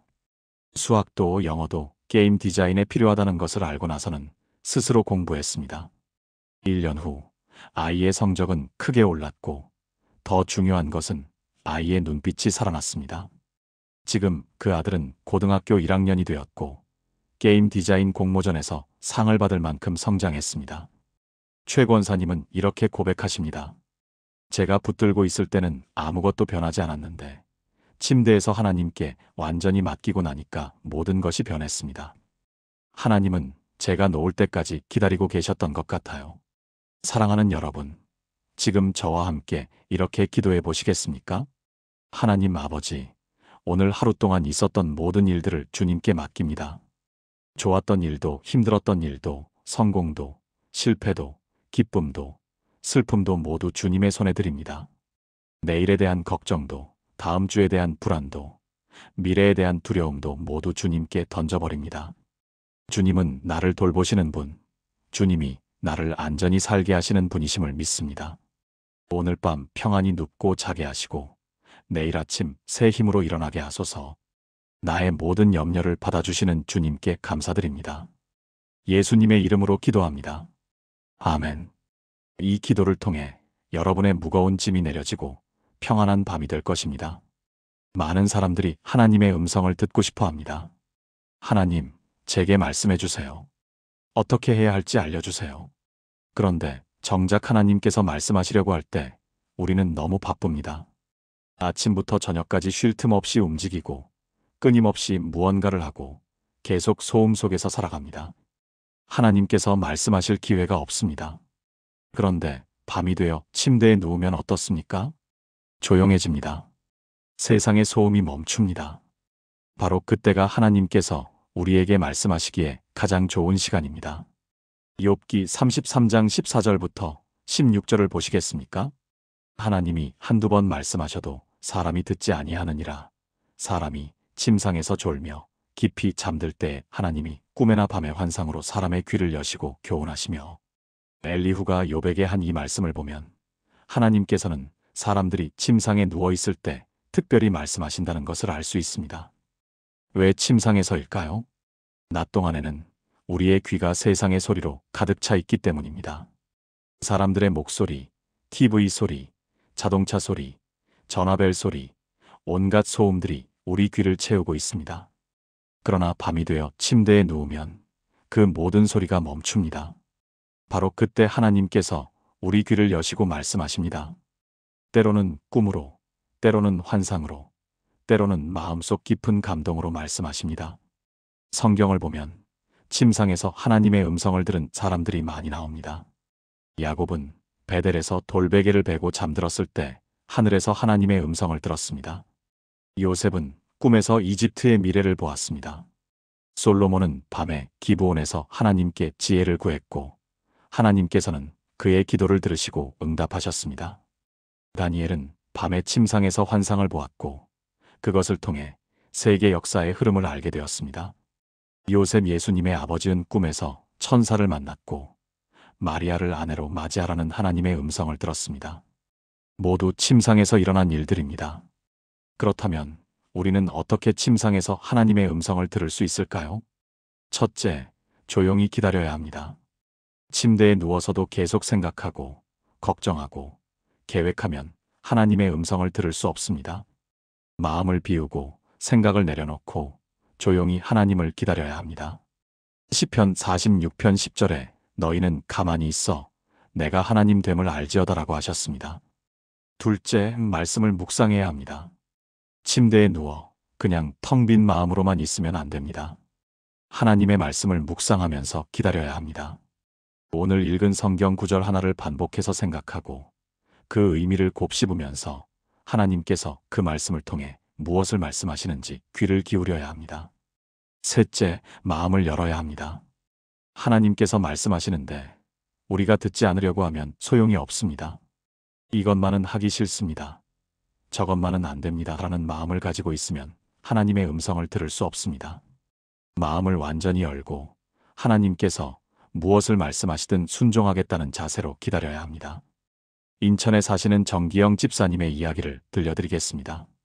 정 집사님은 15년 동안 다니던 회사에서 부당한 대우를 받고 퇴사를 고민하고 계셨습니다. 상사와의 관계도 좋지 않았고 업무 스트레스도 심했으며 건강까지 나빠지고 있었습니다. 그런데 나이가 48세였기 때문에 이직이 쉽지 않았고 자녀들의 학비도 걱정이었습니다. 매일 밤 침대에서 이 문제로 고민하며 잠을 이루지 못하셨습니다. 그만둬야 하나? 계속 다녀야 하나? 하나님, 어떻게 해야 합니까? 그렇게 3개월을 고민하던 어느 날 밤이었습니다. 침대에 누워 기도하는데 갑자기 잠언 3장 5절 말씀이 마음에 떠올랐다고 합니다. 너는 마음을 다하여 여호와를 신뢰하고 내 명철을 의지하지 말라. 평소에도 잘 아는 구절이었지만 그날 밤은 달랐습니다. 그 말씀이 마음 깊은 곳에서 울려 퍼지는 것 같았습니다. 내 명철을 의지하지 말라. 정 집사님은 그 순간 깨달았다고 합니다. 자신이 지금까지 이직 여부를 판단할 때 오직 자기 생각, 자기 계산, 자기 판단만으로 결정하려고 했다는 것을요. 나이, 학비, 이직 가능성, 경제적 안정성, 이 모든 것을 자기 머리로만 계산하고 있었던 것입니다. 그날 밤 정 집사님은 완전히 손을 놓았습니다. 하나님, 제 명철을 내려놓겠습니다. 제 계산을 버리겠습니다. 하나님께서 인도하시는 대로 따르겠습니다. 그리고 일주일 동안 매일 밤 침대에서 조용히 하나님의 음성을 기다렸습니다. 아무 계획도 세우지 않고 아무 결정도 내리지 않고 그냥 하나님께서 마음에 주시는 평안을 따르기로 했습니다. 7일째 되는 날 밤 마음에 확신이 왔다고 합니다. 지금은 회사에 남아라. 때가 되면 내가 너를 이끌어내겠다. 정 집사님은 그 음성을 따르기로 했습니다. 그리고 회사에 계속 다니면서 불평하지 않고 최선을 다하며 하나님께서 인도하실 때를 기다렸습니다. 1년 3개월이 지났을 때였습니다. 갑자기 헤드헌터에게서 연락이 왔습니다. 한 회사에서 정 집사님의 경력을 필요로 한다는 것이었습니다. 연봉은 30% 인상, 직급도 올라가고 무엇보다 업무 환경이 훨씬 좋은 회사였습니다. 정 집사님은 그때 깨달았습니다. 1년 전 자기 판단으로 회사를 그만뒀다면 아마 지금보다 훨씬 못한 조건에서 일하고 있을 것이라는 것을요. 하나님께서 침상에서 주신 그 음성을 따라 기다린 것이 얼마나 큰 축복이었는지를 깨달은 것입니다. 지금도 정 집사님은 매일 밤 침대에서 하나님의 음성을 기다립니다. 그리고 그 음성을 따라 살아갑니다. 사랑하는 여러분, 지금 저와 함께 이렇게 기도해 보시겠습니까? 하나님 아버지, 오늘 밤 이 침상에서 주님의 음성을 듣기 원합니다. 세상의 모든 소음을 내려놓고 제 생각과 계산을 내려놓고 오직 주님의 음성에 귀를 기울입니다. 주님께서 꿈으로, 환상으로, 마음의 감동으로 저에게 말씀해 주소서.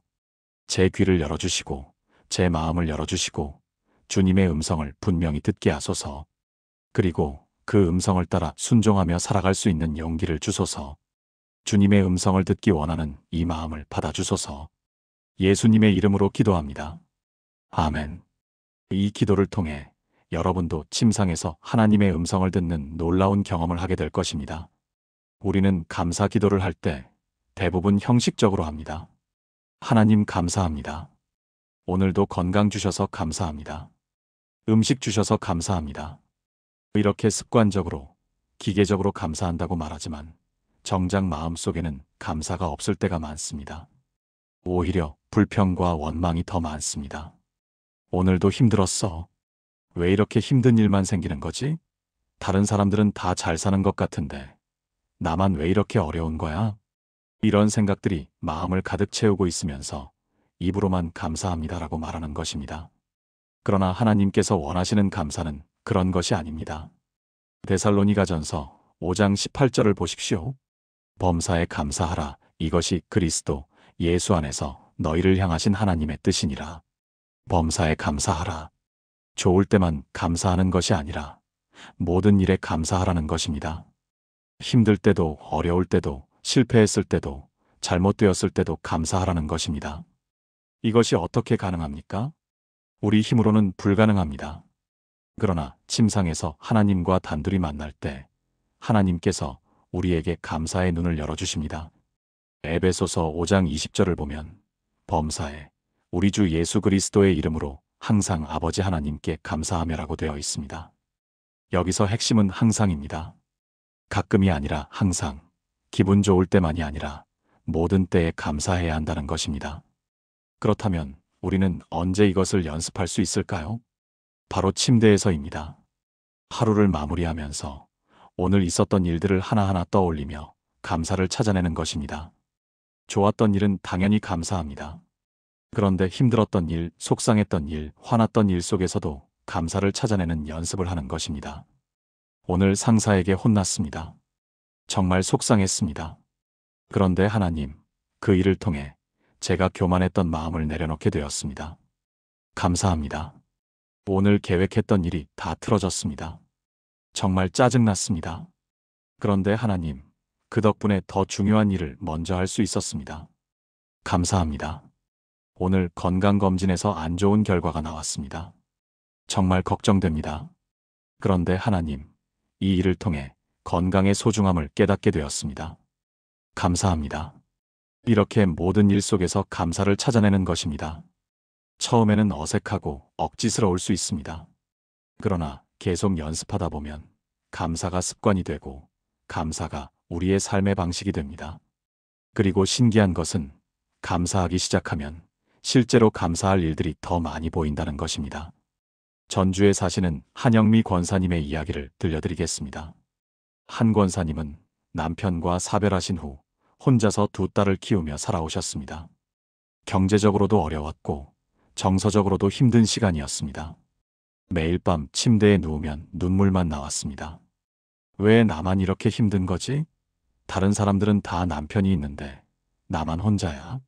아이들한테 미안하고 하나님께도 원망스럽고 그렇게 5년을 울면서 살았습니다. 그러던 어느 날 부흥회에서 감사에 대한 설교를 들었습니다. 목사님께서 데살로니가전서 5장 18절 말씀을 전하시며 범사에 감사하라고 하셨습니다. 한 권사님은 그 말씀이 마음에 와닿지 않았습니다. 내가 무엇을 감사해? 남편도 없고 돈도 없고 힘들기만 한데 무슨 감사를 해? 그런데 성령님께서 마음을 만지셨습니다. 그래도 한번 해보자. 감사할 것을 찾아보자.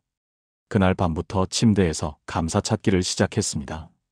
처음에는 정말 하나도 없는 것 같았습니다. 그런데 억지로라도 찾으려고 하니까 하나씩 보이기 시작했습니다. 오늘 큰딸이 엄마 수고했어요 라고 말했다. 감사합니다. 오늘 작은딸이 아침에 일어나서 학교 갔다. 건강해서 감사합니다. 오늘 출근길 버스에서 앉아서 왔다. 감사합니다. 오늘 점심을 먹을 수 있었다. 감사합니다. 오늘 일을 마치고 무사히 집에 돌아왔다. 감사합니다. 이렇게 작은 것부터 하나하나 감사하기 시작했습니다.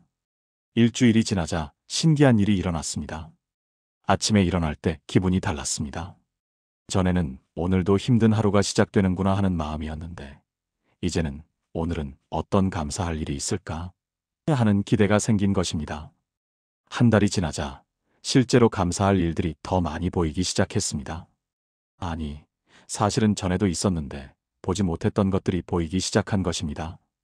이웃 아주머니가 반찬을 나눠주시는 것, 교회 식구들이 안부를 물어주시는 것, 딸들이 건강하게 자라는 것, 매달 월급이 들어오는 것, 이 모든 것이 감사였습니다. 6개월이 지나자 한 권사님의 얼굴이 완전히 달라졌습니다. 전에는 늘 우울하고 힘들어 보이던 얼굴이 밝아지고 평안해 보였습니다. 그러자 주변 사람들이 달라진 것을 알아보기 시작했습니다. 권사님, 요즘 뭔가 달라 보이세요. 무슨 좋은 일 있으세요? 한 권사님은 이렇게 대답하셨습니다. 좋은 일이요? 상황은 하나도 안 바뀌었어요. 그런데 제 마음이 바뀌었어요. 매일 밤 침대에서 감사를 찾다 보니까 감사할 일이 이렇게 많았더라고요. 1년이 지나자 실제로 상황도 변하기 시작했습니다.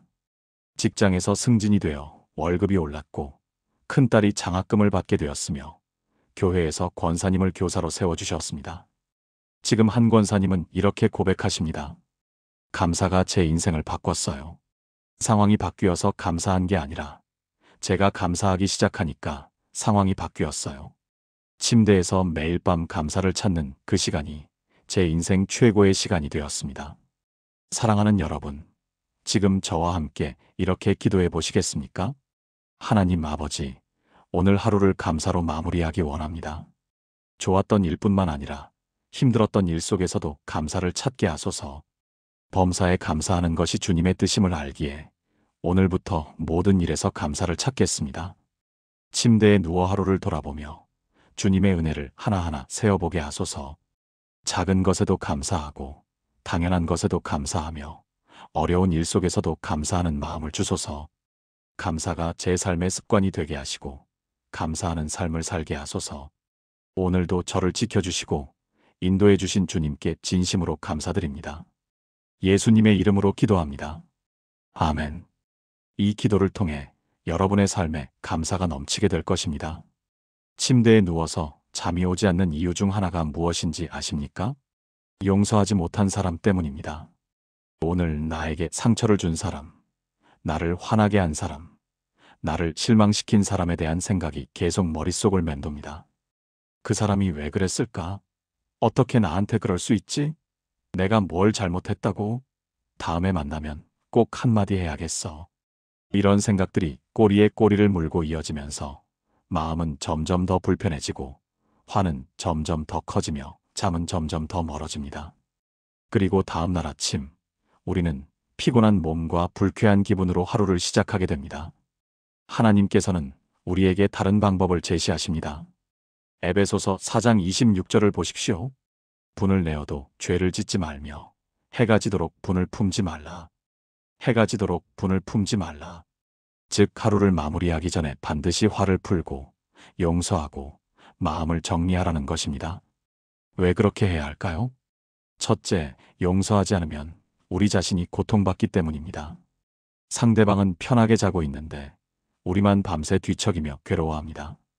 용서하지 않는 것은 독을 마시고 상대방이 죽기를 바라는 것과 같습니다.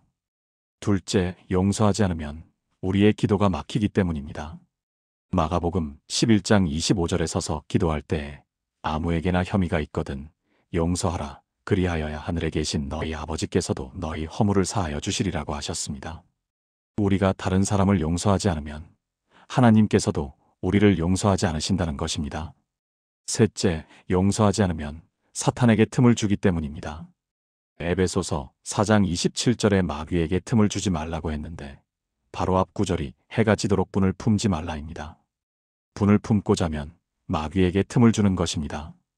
그렇다면 우리는 어떻게 용서할 수 있을까요? 인간적으로는 불가능합니다. 특히 깊이 상처받은 일, 정말 억울한 일, 도저히 이해할 수 없는 일에 대해서는 용서가 불가능합니다. 그러나 침상에서 하나님 앞에 나아갈 때 하나님께서 우리에게 용서할 수 있는 힘을 주십니다. 골로새서 3장 13절을 보십시오. 누가 누구에게 불만이 있거든 서로 용납하여 피차 용서하되 주께서 너희를 용서하신 것 같이 너희도 그리하라. 주께서 우리를 용서하신 것 같이. 이것이 핵심입니다. 우리가 하나님께 얼마나 많은 죄를 지었습니까? 셀 수 없이 많은 죄를 지었고 그 죄는 우리 힘으로 절대 갚을 수 없는 것이었습니다. 그런데 하나님께서는 예수님의 십자가를 통해 우리의 모든 죄를 용서해 주셨습니다. 조건 없이, 대가 없이 완전히 용서해 주셨습니다. 바로 그 용서를 기억할 때 우리도 다른 사람을 용서할 수 있게 됩니다. 대전에 사시는 박종훈 장로님의 이야기를 들려드리겠습니다. 박 장로님은 20년 동안 함께 사업을 하던 동업자에게 배신을 당하셨습니다. 그 동업자가 회사 돈 7억 원을 빼돌려 도망가 버린 것입니다. 20년 우정, 20년 신뢰가 하루아침에 무너졌고 회사는 부도 위기에 처했으며 박 장로님은 개인 빚까지 떠안게 되었습니다. 그 충격과 배신감은 이루 말할 수 없었습니다. 박 장로님은 매일 밤 침대에서 그 동업자를 생각하며 이를 갈았습니다. 어떻게 나한테 이럴 수 있어? 20년을 함께 했는데 내가 뭘 잘못했다고? 꼭 찾아서 법적으로 처벌하고 말 거야. 밤마다 복수를 계획하고 어떻게 응징할지 생각하며 잠을 이루지 못했습니다. 3개월 동안 불면증에 시달렸고 건강도 나빠지기 시작했습니다. 그러던 어느 주일 설교 말씀이 마태복음 18장의 1만 달란트 빚진 종의 비유였습니다. 왕에게 1만 달란트 빚진 종이 용서받았으면서도 자기에게 100데나리온 빚진 동료를 용서하지 않고 감옥에 가두었다는 이야기였습니다. 그 말씀을 듣는 순간 박 장로님은 가슴이 무너지는 것을 느꼈습니다. 내가 바로 그 종이구나. 내가 하나님께 얼마나 많은 빚을 졌는데 하나님은 나를 용서하셨는데 나는 7억 원 때문에 그 사람을 용서하지 못하고 있구나. 그날 밤 침대에 누워 박 장로님은 울면서 기도했습니다. 하나님, 저는 용서할 수 없습니다. 그런데 하나님께서 저를 용서하신 것을 생각하니 용서해야 한다는 것을 압니다. 제게 용서할 수 있는 힘을 주세요. 그날 밤은 역시 잠을 이루지 못했습니다. 그러나 다음 날 밤 또 기도했습니다. 하나님, 오늘도 그 사람 생각하면 화가 납니다. 그런데 용서하기로 결심합니다. 용서할 수 있는 힘을 주세요. 3일째, 4일째, 5일째 매일 밤 같은 기도를 반복했습니다. 그런데 7일째 되는 날 밤 신기한 일이 일어났습니다. 그 동업자를 생각하는데 화가 나지 않았습니다. 오히려 불쌍하다는 생각이 들었습니다. 그 사람도 어떤 사정이 있었겠지. 7억 원을 가지고 도망가야 할 만큼 급했던 일이 있었을 거야. 그 사람도 지금 평안하지 못할 거야. 2주가 지나자 완전히 용서가 되었습니다. 마음의 평안이 찾아왔고 잠도 잘 수 있게 되었으며 건강도 회복되기 시작했습니다. 그리고 한개월 후 놀라운 일이 일어났습니다. 그 동업자가 갑자기 나타나서 무릎을 꿇고 용서를 빌었습니다. 형님, 죄송합니다. 제가 미쳤었습니다. 돈은 다 날렸지만 제가 할 수 있는 한값겠습니다. 형사 고소하셔도 할 말 없습니다. 박 장로님은 그를 일으켜 세우며 이렇게 말했습니다. 이미 용서했네. 하나님께서 나를 용서하신 것처럼 자네도 용서하네. 다시 시작하게. 내가 도와주겠네. 그 후 두 사람은 다시 함께 일하지는 않았지만 좋은 관계를 유지하고 있고 그 동업자는 지금 교회에 나오며 열심히 신앙생활을 하고 있습니다. 박 장로님은 이렇게 고백하십니다. 침대에서 매일 밤 용서 기도를 하지 않았다면 제 인생은 복수와 원한으로 망가졌을 것입니다. 침상에서의 용서가 저를 자유롭게 했고 상대방도 회복시켰습니다. 사랑하는 여러분, 지금 저와 함께 이렇게 기도해 보시겠습니까? 하나님 아버지, 오늘 하루 동안 저에게 상처를 준 사람들을 용서하기 원합니다. 인간적으로는 용서할 수 없지만 주님께서 저를 용서하신 것을 기억하며 용서합니다.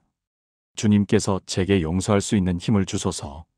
제 마음속에 있는 분노, 원한, 복수심을 모두 내려놓게 하시고 주님의 사랑으로 채워주소서. 해가 지도록 분을 품지 않게 하시고 오늘 밤 평안히 잠들게 하소서. 용서함으로 자유를 얻게 하시고 용서함으로 치유받게 하소서. 주께서 너희를 용서하신 것 같이 저도 용서합니다. 예수님의 이름으로 기도합니다. 아멘. 이 기도를 통해 여러분의 마음에서 모든 미움과 원한이 사라지고 평안이 찾아올 것입니다. 하루를 마무리하며 침대에 누울 때 많은 사람들이 내일을 걱정합니다. 내일 그 회의는 어떻게 되려나? 내일 검사 결과는 괜찮을까? 내일 그 사람을 만나면 뭐라고 말하지? 끊임없이 내일을 계획하고 걱정하고 불안해하면서 잠을 이루지 못합니다. 그러나 예수님께서는 우리에게 이렇게 말씀하십니다. 마태복음 6장 34절을 보십시오. 그러므로 내일 일을 위하여 염려하지 말라. 내일 일은 내일이 염려할 것이요 한날의 괴로움은 그날로 족하니라. 내일 일을 염려하지 말라. 이것은 내일을 준비하지 말라는 뜻이 아닙니다. 내일을 걱정하며 불안해하지 말라는 뜻입니다. 왜냐하면 내일은 하나님의 손에 있기 때문입니다. 잠언 27장 1절에 너는 내일 일을 자랑하지 말라. 하루 동안에 무슨 일이 일어날는지 내가 알 수 없음이니라고 했습니다. 우리는 내일 무슨 일이 일어날지 모릅니다. 아무리 계획하고 준비하고 걱정해도 내일 일은 우리가 통제할 수 없습니다. 그렇다면 어떻게 해야 할까요? 내일을 하나님께 맡기는 것입니다. 시편 55편 22절을 보십시오. 내 짐을 여호와께 맡기라. 그가 너를 붙드시고 의인의 요동함을 영원히 허락하지 아니하시리로다. 내 짐을 여호와께 맡기라. 내일에 대한 걱정, 불안, 두려움을 모두 하나님께 맡기라는 것입니다. 그러면 하나님께서 우리를 붙드시고 흔들리지 않게 하십니다. 침대에 누울 때가 바로 내일을 하나님께 맡기기에 가장 좋은 시간입니다. 오늘 하루는 끝났습니다. 더 이상 오늘을 위해 할 수 있는 것이 없습니다. 그리고 내일은 아직 오지 않았습니다. 지금 이 순간 우리가 할 수 있는 유일한 일은 하나님께 의탁하는 것입니다. 하나님, 오늘 하루는 제가 최선을 다했습니다. 잘한 것도 있고 못한 것도 있지만 모두 하나님께 드립니다. 그리고 내일 일은 하나님께 맡깁니다. 제가 계획하고 준비했지만 모든 것이 하나님의 뜻대로 이루어지기를 원합니다. 이렇게 기도하고 나면 놀라운 평안이 찾아옵니다. 빌립보서 4장 6절부터 7절을 보십시오. 아무것도 염려하지 말고 다만 모든 일에 기도와 간구로 너희 구할 것을 감사함으로 하나님께 아뢰라. 그리하면 모든 지각에 뛰어난 하나님의 평강이 그리스도 예수 안에서 너희 마음과 생각을 지키시리라. 아무것도 염려하지 말고 기도하라. 그러면 모든 지각에 뛰어난 평강이 우리 마음과 생각을 지킨다는 것입니다. 이 평강은 세상이 주는 평안과 다릅니다. 상황이 좋아져서 오는 평안이 아니라 상황이 어려워도 하나님을 신뢰하기 때문에 오는 평안입니다. 부산에 사시는 김상철 집사님의 이야기를 들려드리겠습니다. 김 집사님은 40대 중반에 갑자기 회사에서 구조조정을 당하셨습니다. 20년을 다니던 회사였고 부장까지 올라갔었는데 하루아침에 퇴사 통보를 받은 것입니다. 고등학생 아들과 중학생 딸이 있었고 노부모님도 모시고 있었기 때문에 경제적 부담이 컸습니다. 퇴직금을 받았지만 얼마 가지 않을 것이 뻔했고 이 나이에 재취업이 쉽지 않다는 것도 알고 있었습니다. 매일 밤 침대에 누우면 내일이 두려웠습니다. 이력서를 몇 군데 넣어야 하나? 면접 준비는 어떻게 하지? 만약 6개월 안에 일자리를 못 구하면 어떡하지? 애들 학원비는 어떻게 내지? 이런 생각들이 끊임없이 이어지면서 새벽 3시, 4시까지 잠을 못 이루는 날이 계속되었습니다. 그러던 어느 날 밤 너무 답답해서 성경을 펼쳤는데 마태복음 6장 25절부터 34절이 눈에 들어왔습니다. 공중의 새를 보라, 들의 백합화를 보라, 내일 일을 염려하지 말라는 말씀이었습니다. 김 집사님은 그 말씀을 읽으면서 깨달았습니다. 아, 내가 지금 하나님을 신뢰하지 않고 있구나. 하나님께서 나를 먹이시고 입히시는 것을 믿지 못하고 있구나. 그날 밤부터 침대에서 기도를 바꾸었습니다. 전에는 하나님, 빨리 일자리를 주세요. 제발 좋은 데 취직되게 해주세요라고 기도했습니다. 그러나 이제는 하나님, 내일 일을 하나님께 맡깁니다. 제가 할 수 있는 것은 최선을 다하는 것뿐이고 결과는 하나님께서 주시는 대로 받겠습니다. 하나님을 신뢰합니다라고 기도하기 시작했습니다.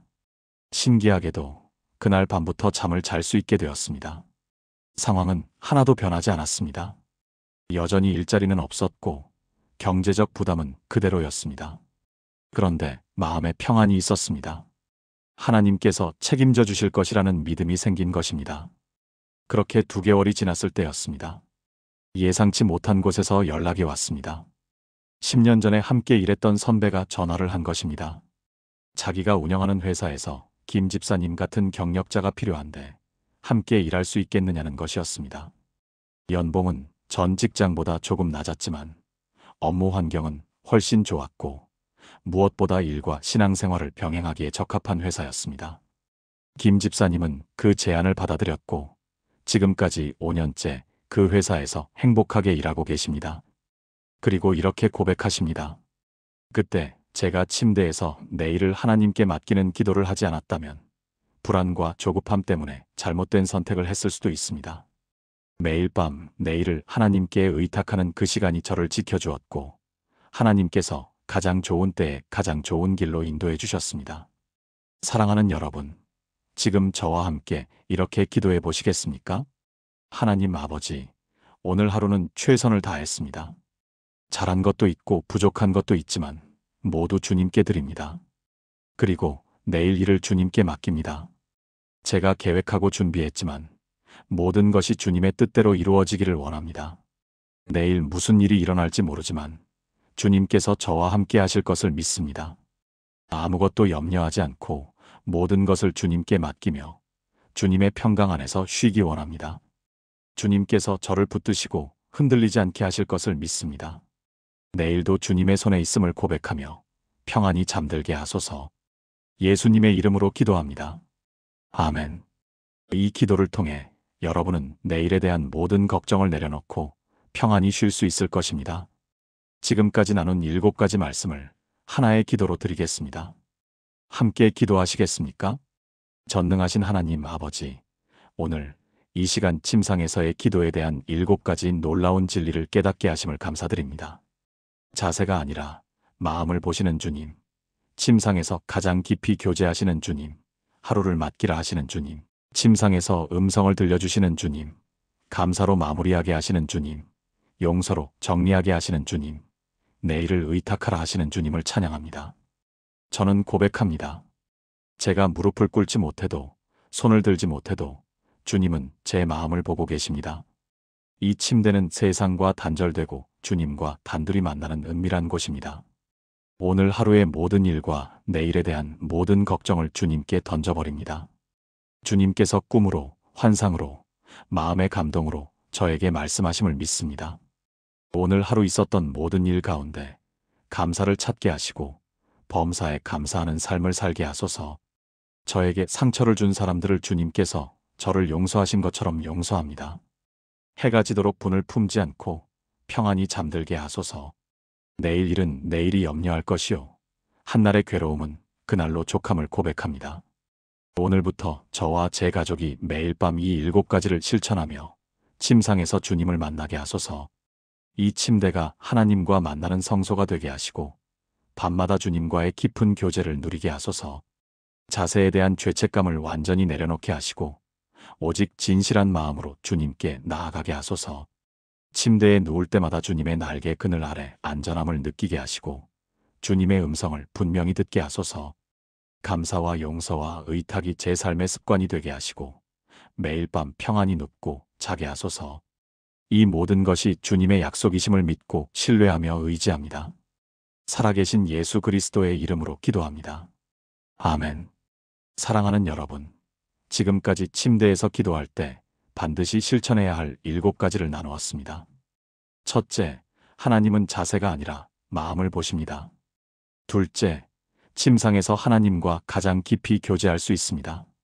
셋째, 침상에서 하루를 하나님께 맡기십시오. 넷째, 침상에서 하나님의 음성을 들으십시오. 다섯째, 침상에서 감사로 하루를 마무리하십시오. 여섯째, 침상에서 용서로 하루를 정리하십시오. 일곱째, 침상에서 내일을 하나님께 의탁하십시오. 이 7가지가 여러분의 인생을 완전히 바꿔놓을 것입니다. 더 이상 침대에서 기도하는 것을 부끄러워하지 마십시오. 더 이상 누워서 기도하는 것에 죄책감을 느끼지 마십시오. 하나님께서는 여러분이 침대에 누워 진실한 마음으로 기도할 때 그 기도를 기뻐 받으십니다. 오늘 밤부터 이 7가지를 실천하시는 분이라면 아래 댓글란에 아멘이라고 남겨주세요. 그리고 이 말씀이 마음에 닿았다면 더 많은 분들이 함께 은혜 받을 수 있도록 좋아요와 구독 부탁드립니다. 구독 버튼을 누르시고 알림 설정까지 해주시면 앞으로도 여러분의 신앙에 도움이 되는 말씀들을 계속 전해드리겠습니다.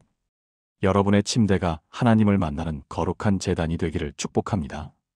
여러분의 밤이 하나님과의 깊은 교제로 채워지기를 축복합니다. 여러분의 삶이 침상에서의 기도를 통해 완전히 새로워지기를 축복합니다. 하나님의 은혜와 평강이 여러분과 여러분의 가정에 늘 함께 하시기를 기도합니다. 감사합니다.